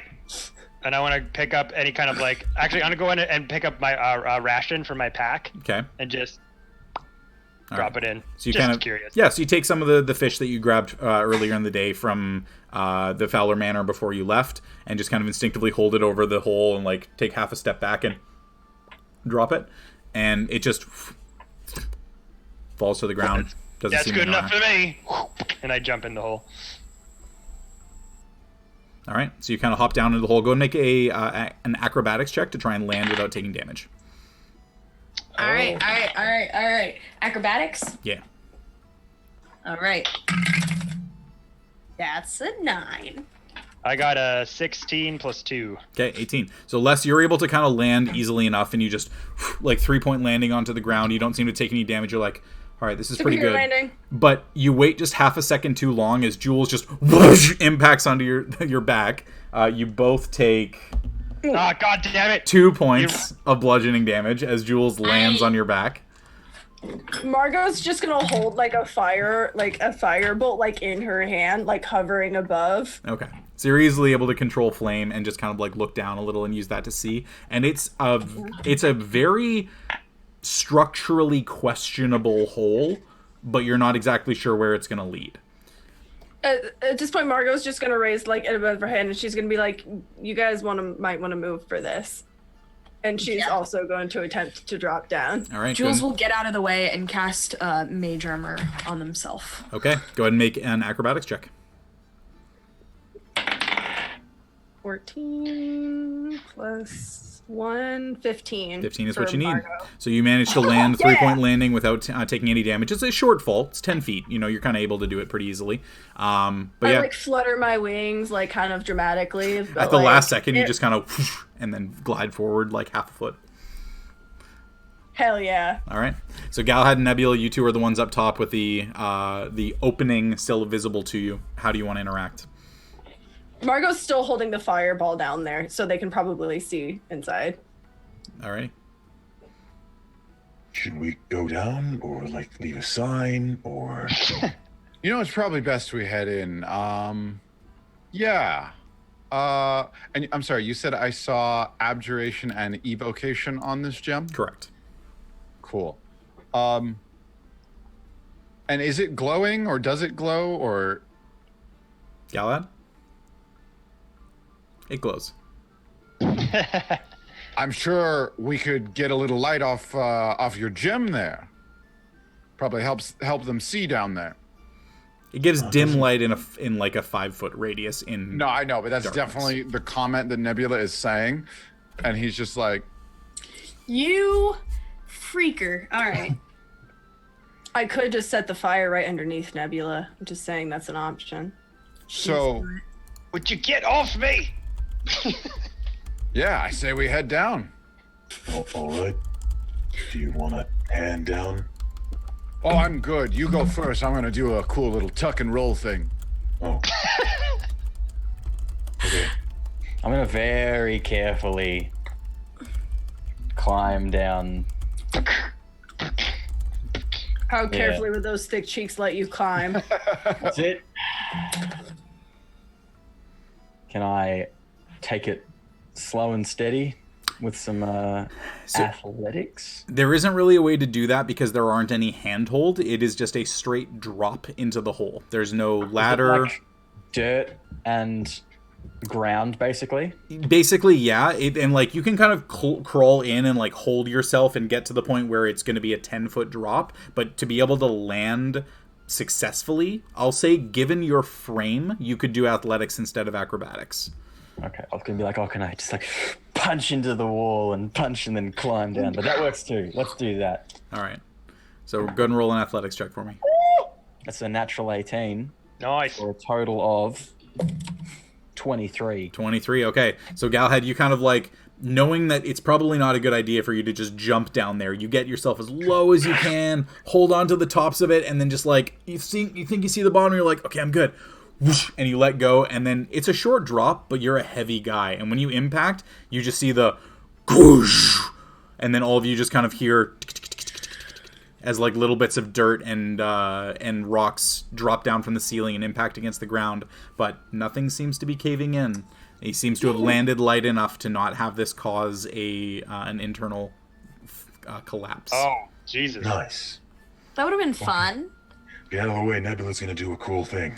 So Nebula, you're the last one in. Do you want to leave the hatch open, or do you want to close it on your way in? Maybe we just close it and leave. Fuck these guys. So, Jordy, I just typed something. What do I need to do for this? Because Nebula's now seeing a bunch of things that line up. Yep. And I Nebula throw is fire down in the hole and burn them all.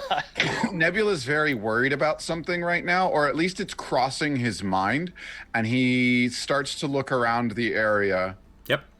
What kind of check is what he's looking for? So it's the same thing. It's an intelligence plus proficiency check. All right. So this regular die has been crushing me all night. I'm going to roll on D&D Beyond. Okay. Here we go. And Hold on, and my +2 on proficiency, and then +1, so it's a +3 to a natural 1. Thank you, Dean. Thank you. You did it, Santa. You did it. Thank Cursed for the evening. You've been Corso. You've been out BBEG'd. The absolute thing that I just rolled on the regular die was a 15, which would have been an 18. Oh my god! I betrayed the physical die. All right. Dice, they make you eat your words. So, wiping that shit off. So, with that, you are having a very difficult time getting any kind of response. You're not entirely sure what that means, whether it's internally your direction is off or something's just not hitting correctly, but whatever it is. Performance issues. 1 in 5, you know what happens. Yeah, pretty much. I'm not gonna lie to you, If it lasts for more than 4 hours, Nebula is not happy about that. I believe You it. need the equivalent of like magical blue chip. Nebula can remain unhappy about this. I don't. Yeah, no, we Well, love. y'all are gonna be unhappy too. They have these little blue potions that can help. Nebula jumps down and after scouting around, like can't detect what he's looking for, and he's a little concerned about that. But he says, "All right, I think this is where I'm supposed to be," and he jumps down. All right. And he is going to. How heavy was that hatch? It was heavy for less to lift it, but it's kind of like propped open at this point. You would imagine that you kind of grabbing onto it, you'd be able to hold on it as you would close it. And the weight of it would close itself, yeah. Yeah, I am going to close it as we go in. Okay. He's so unsure of that. All right, so you kind of like grabbing onto that, pulling it over, and like right at the point where it hits that tipping point and starts to let the fulcrum fall onto you, you release it, drop down to the ground, go and make an acrobatics check to try and land safely. All right, I'm sorry, physical die. You can throw me under the bus again, but I will continue to roll you for the rest of the night. I've learned my lesson. All right. That's a 13 plus 4 for a 17. All right, on a 17, you're good. So you kind of grabbing onto that, you're like, okay, all I can do is be in the moment right now. I can't think of anything else. And you grab onto it. You wait for the fulcrum point to tip. You release your fingers at the right point. You don't crush your fingers. You land on the ground safely. Nobody taking damage beyond what that little bit that Jules and Les took. So, all of you now down in a very dark area. A little bit of light coming off of Galahad's chest, kind of just illuminating the area directly around him, in front of him. A little bit more light coming off of Margot's hand as Produce Flame is cast there. And you've kind of got a 5-foot bright light and another 5 feet of dim light beyond that. So you're able to see that the tunnel itself is about 10 feet across, maybe a little over 10 feet high, probably 11, 12 feet or so to the bottom of where the dirt and the soil is. It does appear to be reinforced with a bunch of different wooden beams and some kind of metal parts as well.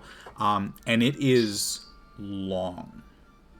You just see it snaking forward in a pretty straight, but kind of angling a little bit here and there direction, heading back towards the city. I still have the detect magic on, or however long this takes. It's a 10-minute thing, and he found it in 1 minute of me casting. Yep. So how much time do we say that Nebula's got on this left? For you guys to hop down there, the brief little conversation, I'll say you've got 7 minutes left.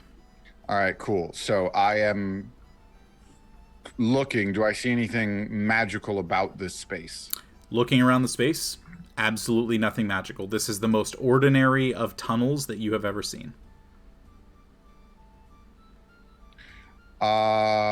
So it doesn't seem like this is magical in nature. So something built this. I'm not even getting remnants of magic as far as the casting or creation of this tunnel.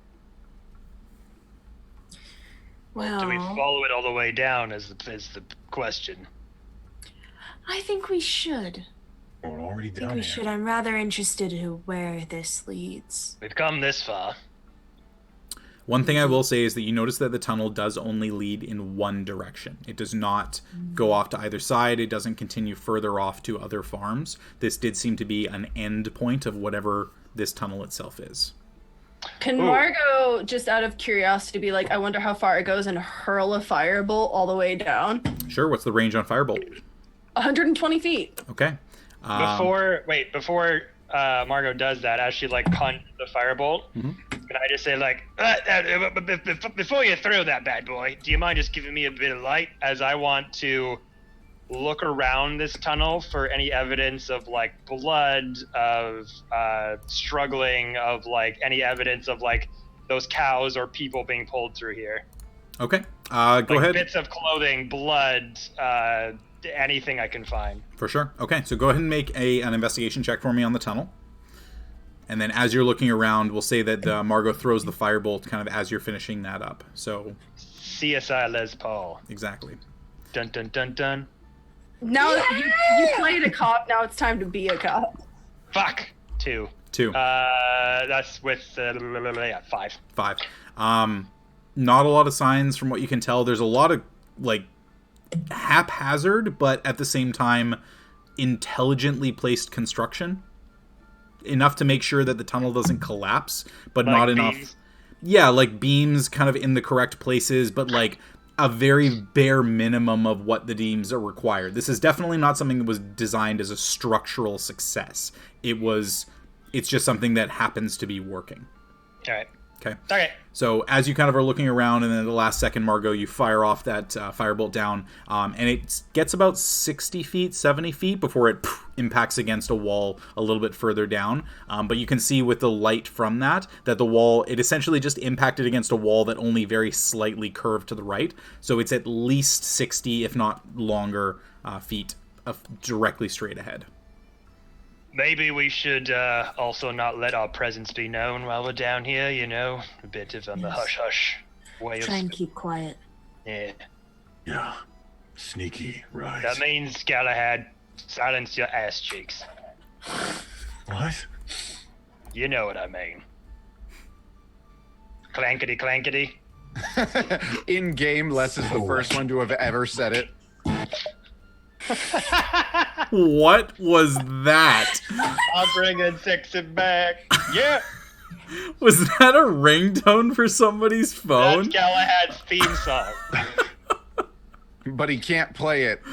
Oh my god, that's great. Wait till Galahad starts trying to seduce people. That's going to come out of his body. Did you know I have a vibrant function? Dear God, if we get copyright strike because of that, I'm going to be so pissed. That was quick. It was quick. I know it was quick. I won't say that. Oh, good God. Right. Yeah, I just suggest that we should stealthily go through this hallway of souls. This tunnel. Alrighty. Hey. So.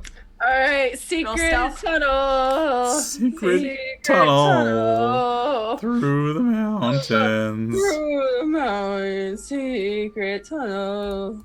It's a Alrighty. rolling stealth. It's up to you guys. What do you want to do in terms of making your way through the tunnel? Stealthily. That's a 3 plus 2. 5. Got a 5. Got a 5? I got a 9. What is this? Investigation? Stealth. Stealth. We're sneaking. We're trying to be sneaky boys. And I'm not very sneaky. I got a 6 as well. 5. I am at a unnatural 20.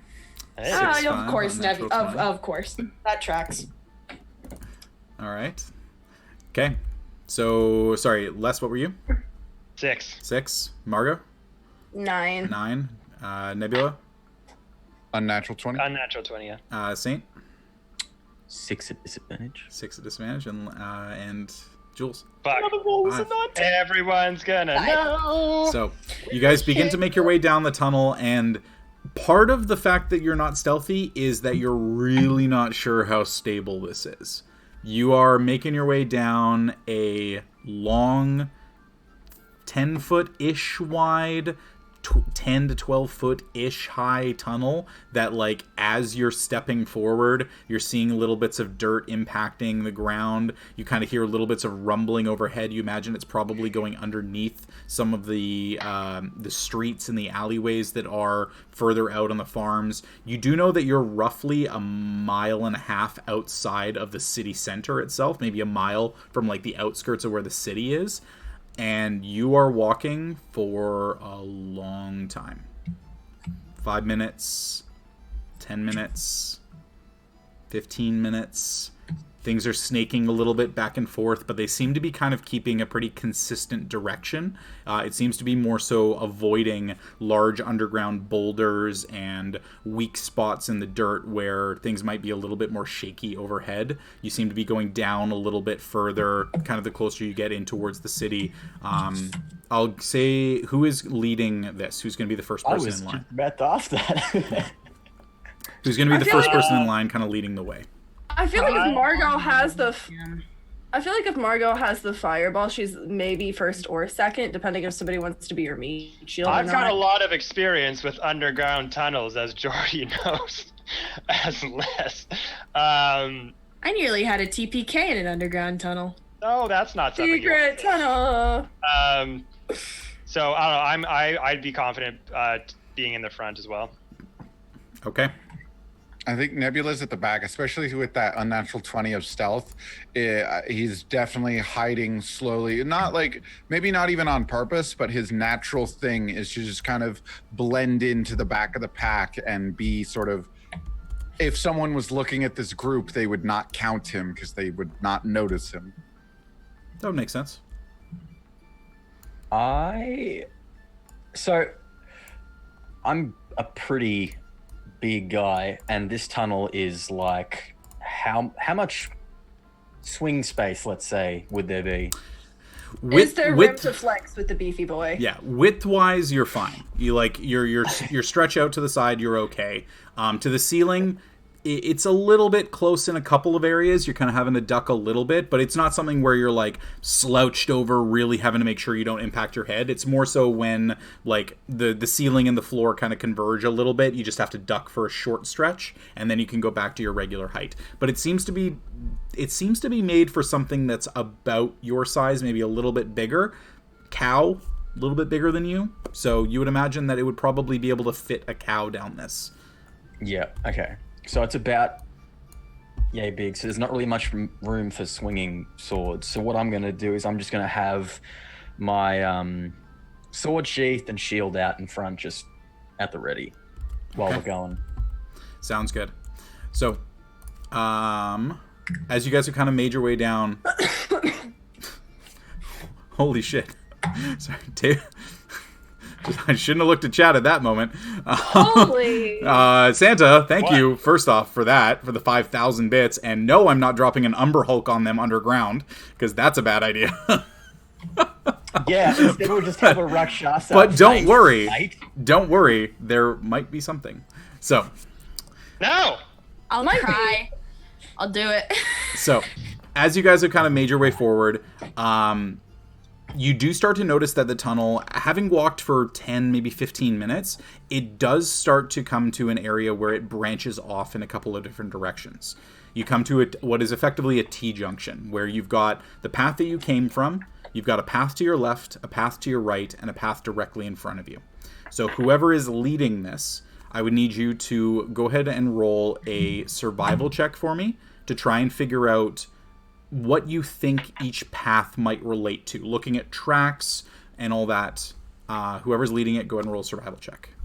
Margot, how confident are you at survival? So the thing is that I feel like, as kind of an animal myself, Whoa. I'm a beast, you know? Whoa. I feel like if anything was being dragged down there, would there be like some sort of like stench or odor or something like that? Just like an ill smell, like maybe wafting through one of the tunnels or something like that. That's where your survival check comes in. Yeah. All right, well, 15? 15, okay. That's good. Looking at the ground, good little bit of smelling around, trying to figure things out. scent doesn't really play too much into this, but looking at the ground and specifically kind of getting close to where the tracks are, you notice that the tunnel directly ahead, if you were to continue moving forward, seems to have the most amount of traction. The grooves in the ground are a little bit deeper than the rest of them. Given the fact that this is an underground tunnel, it doesn't really get a ton of disturbance. So the tracks on the ground are not fresh. There's no way to really tell how long ago they were there, but they're definitely more visible than they are in the alternate ones. And they do seem to be coming both directions, to and from. Margot's gonna gesture to the center tunnel and just be like, that one. Yeah, follow your nose, so to speak. I don't have one. Never mind. Well, then follow me. And she's just gonna take off and go down that center one. Okay. All right, so going down the center one, you continue on for maybe another 2 or 3 minutes or so, and then it comes to a Y split. And now you've got another direction that you can go that's a little bit off to the left or a little bit off to the right. No clear, straightforward direction any longer. Similar thing, you take a look at the ground, go and make another survival check for me. Do it. Don't fuck it up. Don't fuck it up. Don't fuck it up. Don't fuck it up. 10.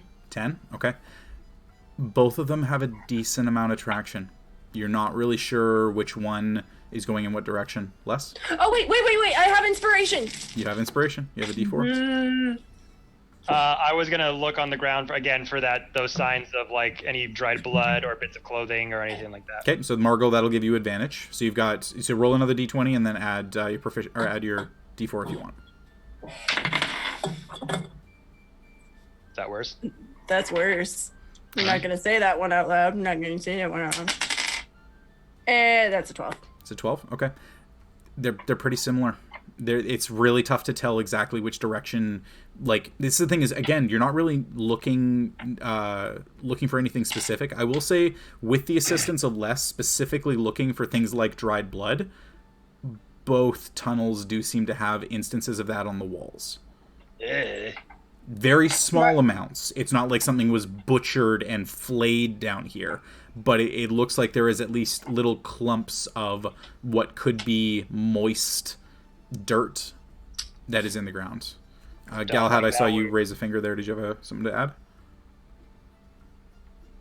Zane, I saw you raise a finger. Did you have something to add? No. Okay. Sorry, I saw you go like this, just like a... Okay. I was predicting another nat 1. Oh, okay. I predicted torsos. I didn't predict... Or did I, Haley? It was bad, but it wasn't a 1. It was bad, but it wasn't a 1. If it was a 1, I would have gotten up and walked out of this room. Yeet. All right. So, but on a 12, you're not entirely sure. And this is the thing as well, is you're not sure even really what you're looking for. You think maybe you might be tracking the Rakshasa to its lair. You don't really know what this tunnel is specifically, so there isn't really a quote-unquote right direction. It's just where you think you should go. And at this point, it's a straight 50-50. At this point, you see Margot like darting between the two, and then just flat out admitting, I don't know. Well, Might be a serious plot twist if it turned out to go back to the mansion. That would be fucking sus. interesting. Are any of us privy to either direction? Why don't half of us go left and the other half... No, I'm kidding. I was about to say that sounds like a very bad idea. Yeah. I'm partial to the left. I'm partial to divine sense. Do it. Do I get a little sneaky spider sense of anything? Any hint? Any trace? A smidge of Black light. Yeah, black light. A crumb. But a crumb of a clue, sir.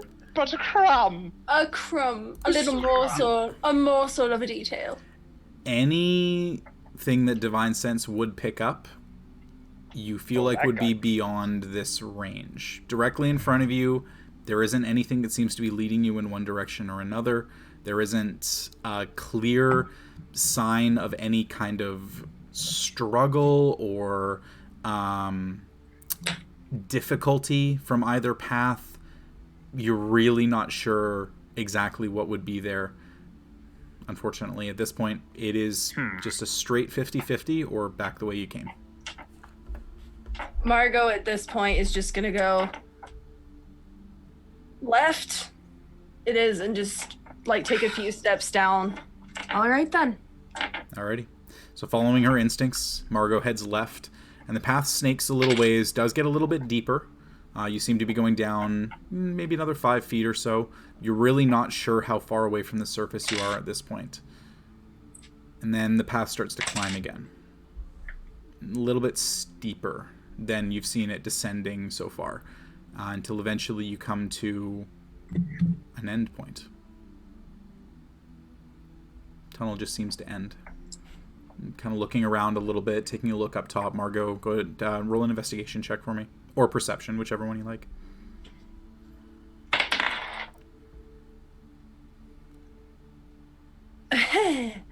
Oh my god. It doesn't matter because it's an 8 either way. So. Okay. Wait, Margot, I think maybe you were trying to look over on that dude. Can I help her? You certainly can. Roll at advantage. Thank you! And I'm now it's changing- going to be a 7. I'm changing dice. This is my third D20. I'm doing a different D20. Come on, big money, no At the whammy. back of the pack, Nebula would be like looking behind them and stuff as they went, sort of trying to keep an eye on things. Sure. And Margot Yeah. just got inspiration from chat too. Nice. As soon as Jules would realize that we're at a dead end, she would turn around and keep an eye on our back as well to make sure that we're not cornered by anything. Okay. That's, okay. 10 plus 1 plus 3, 14. 14. Okay. Looking around, like, you at first glance, you're not really seeing anything. You're frustrated. You feel like, I took us down the wrong fucking path. And then you feel like you have to backtrack all that ways. And then you kind of look up and let's just point something out. And you see that there is a very slight separation in the dirt over the top of your head. And it's not quite high enough for you to reach, but you kind of like put your fingers up and you scrape against the ceiling and kind of like feel like maybe you could push against it, but you would need to have somebody help you in some way. At this point, Margot's gonna look over at Galahad and just kind of gesture and be like, you can do it. Could does anyone either have thaumaturgy? I do.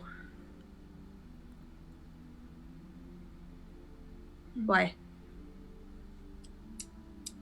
Unlocked what you doors think and it windows was. can be cast open. That's It's loud though. Do you want me to try first with the...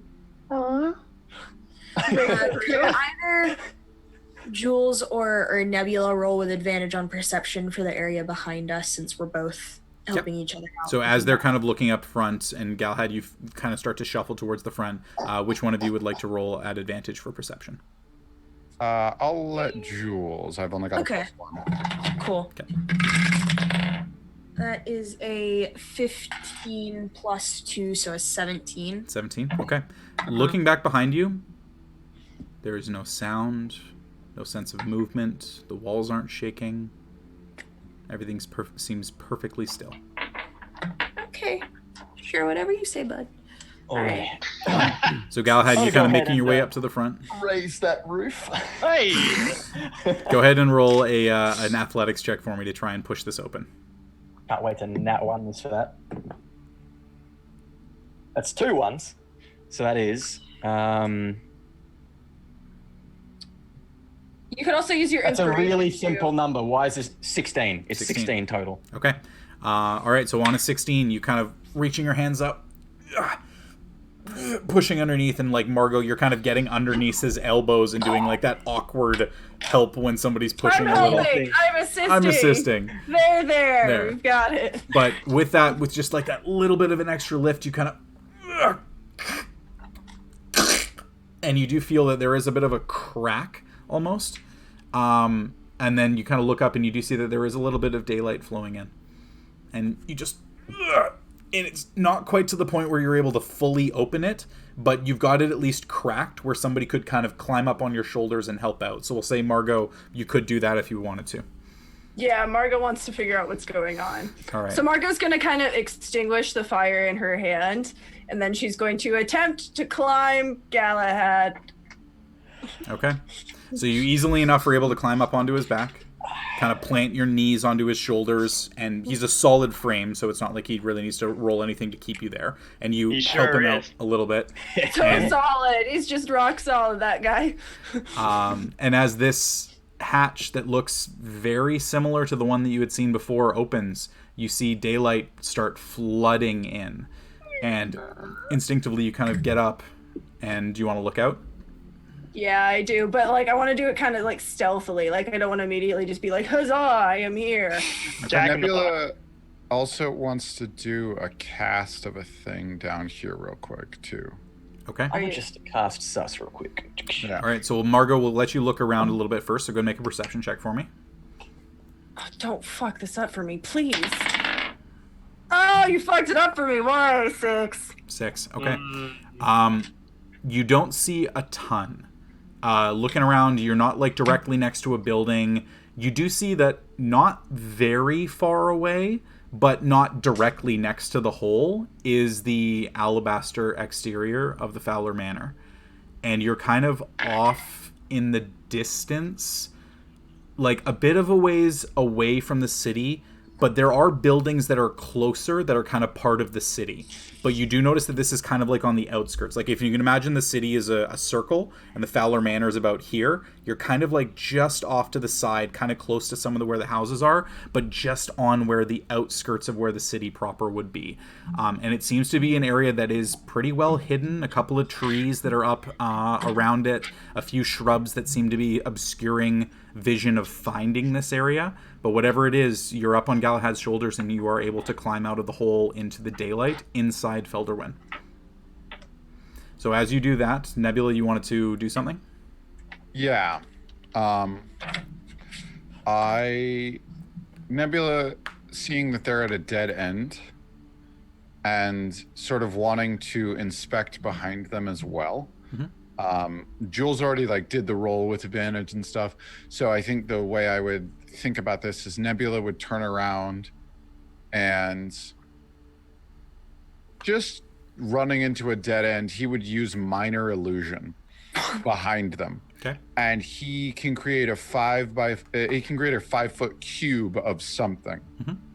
And he literally wants a cube of earth to block this way. So he wants it to look like a 5-foot cave in.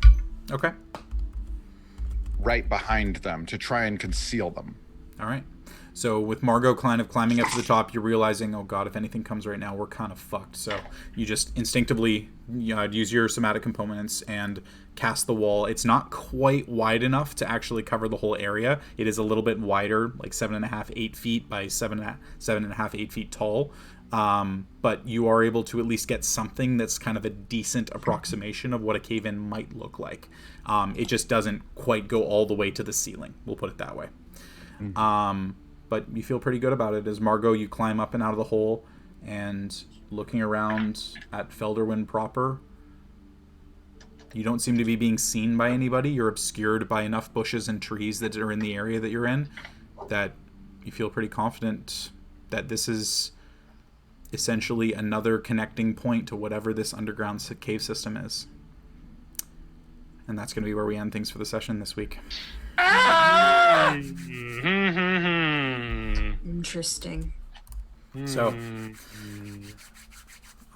some interesting stuff to start things off, some closing off of interesting loot threads, and a very, very lucky DC 18 investigation check from Les. Or DC 18 nice work on that. Check. Yeah, because it was an 18 to find it, and with your interesting use of Gust of Wind, I definitely allowed that. That was a cool way of identifying the fact that there was a hole in the ground. But I literally a picture came to my mind. I was like, what would I do if I were like in a high, like a lawn that had high grass and I was looking for a dollar? Hey, there it is. That's a smart way of doing it. So you got a couple of different directions you can go. That underground cave system, you've got 3 unexplored directions. You've got 2 entry points that you now know where those entry points are. But with a couple of you remaining in the cave system, Margot, you kind of standing up, looking around the Felderrun proper, we'll be able to figure out what you guys want to do. You got a couple of weeks to decide what direction you want to go. Oh boy, mystery unravels. Also, I'm not going to lie, I'm almost kind of glad that was the direction it went, because I would have felt really bad if you guys got into a fight and then we had to go, hey, Moose, welcome back. We'll talk to you in 2 hours, buddy.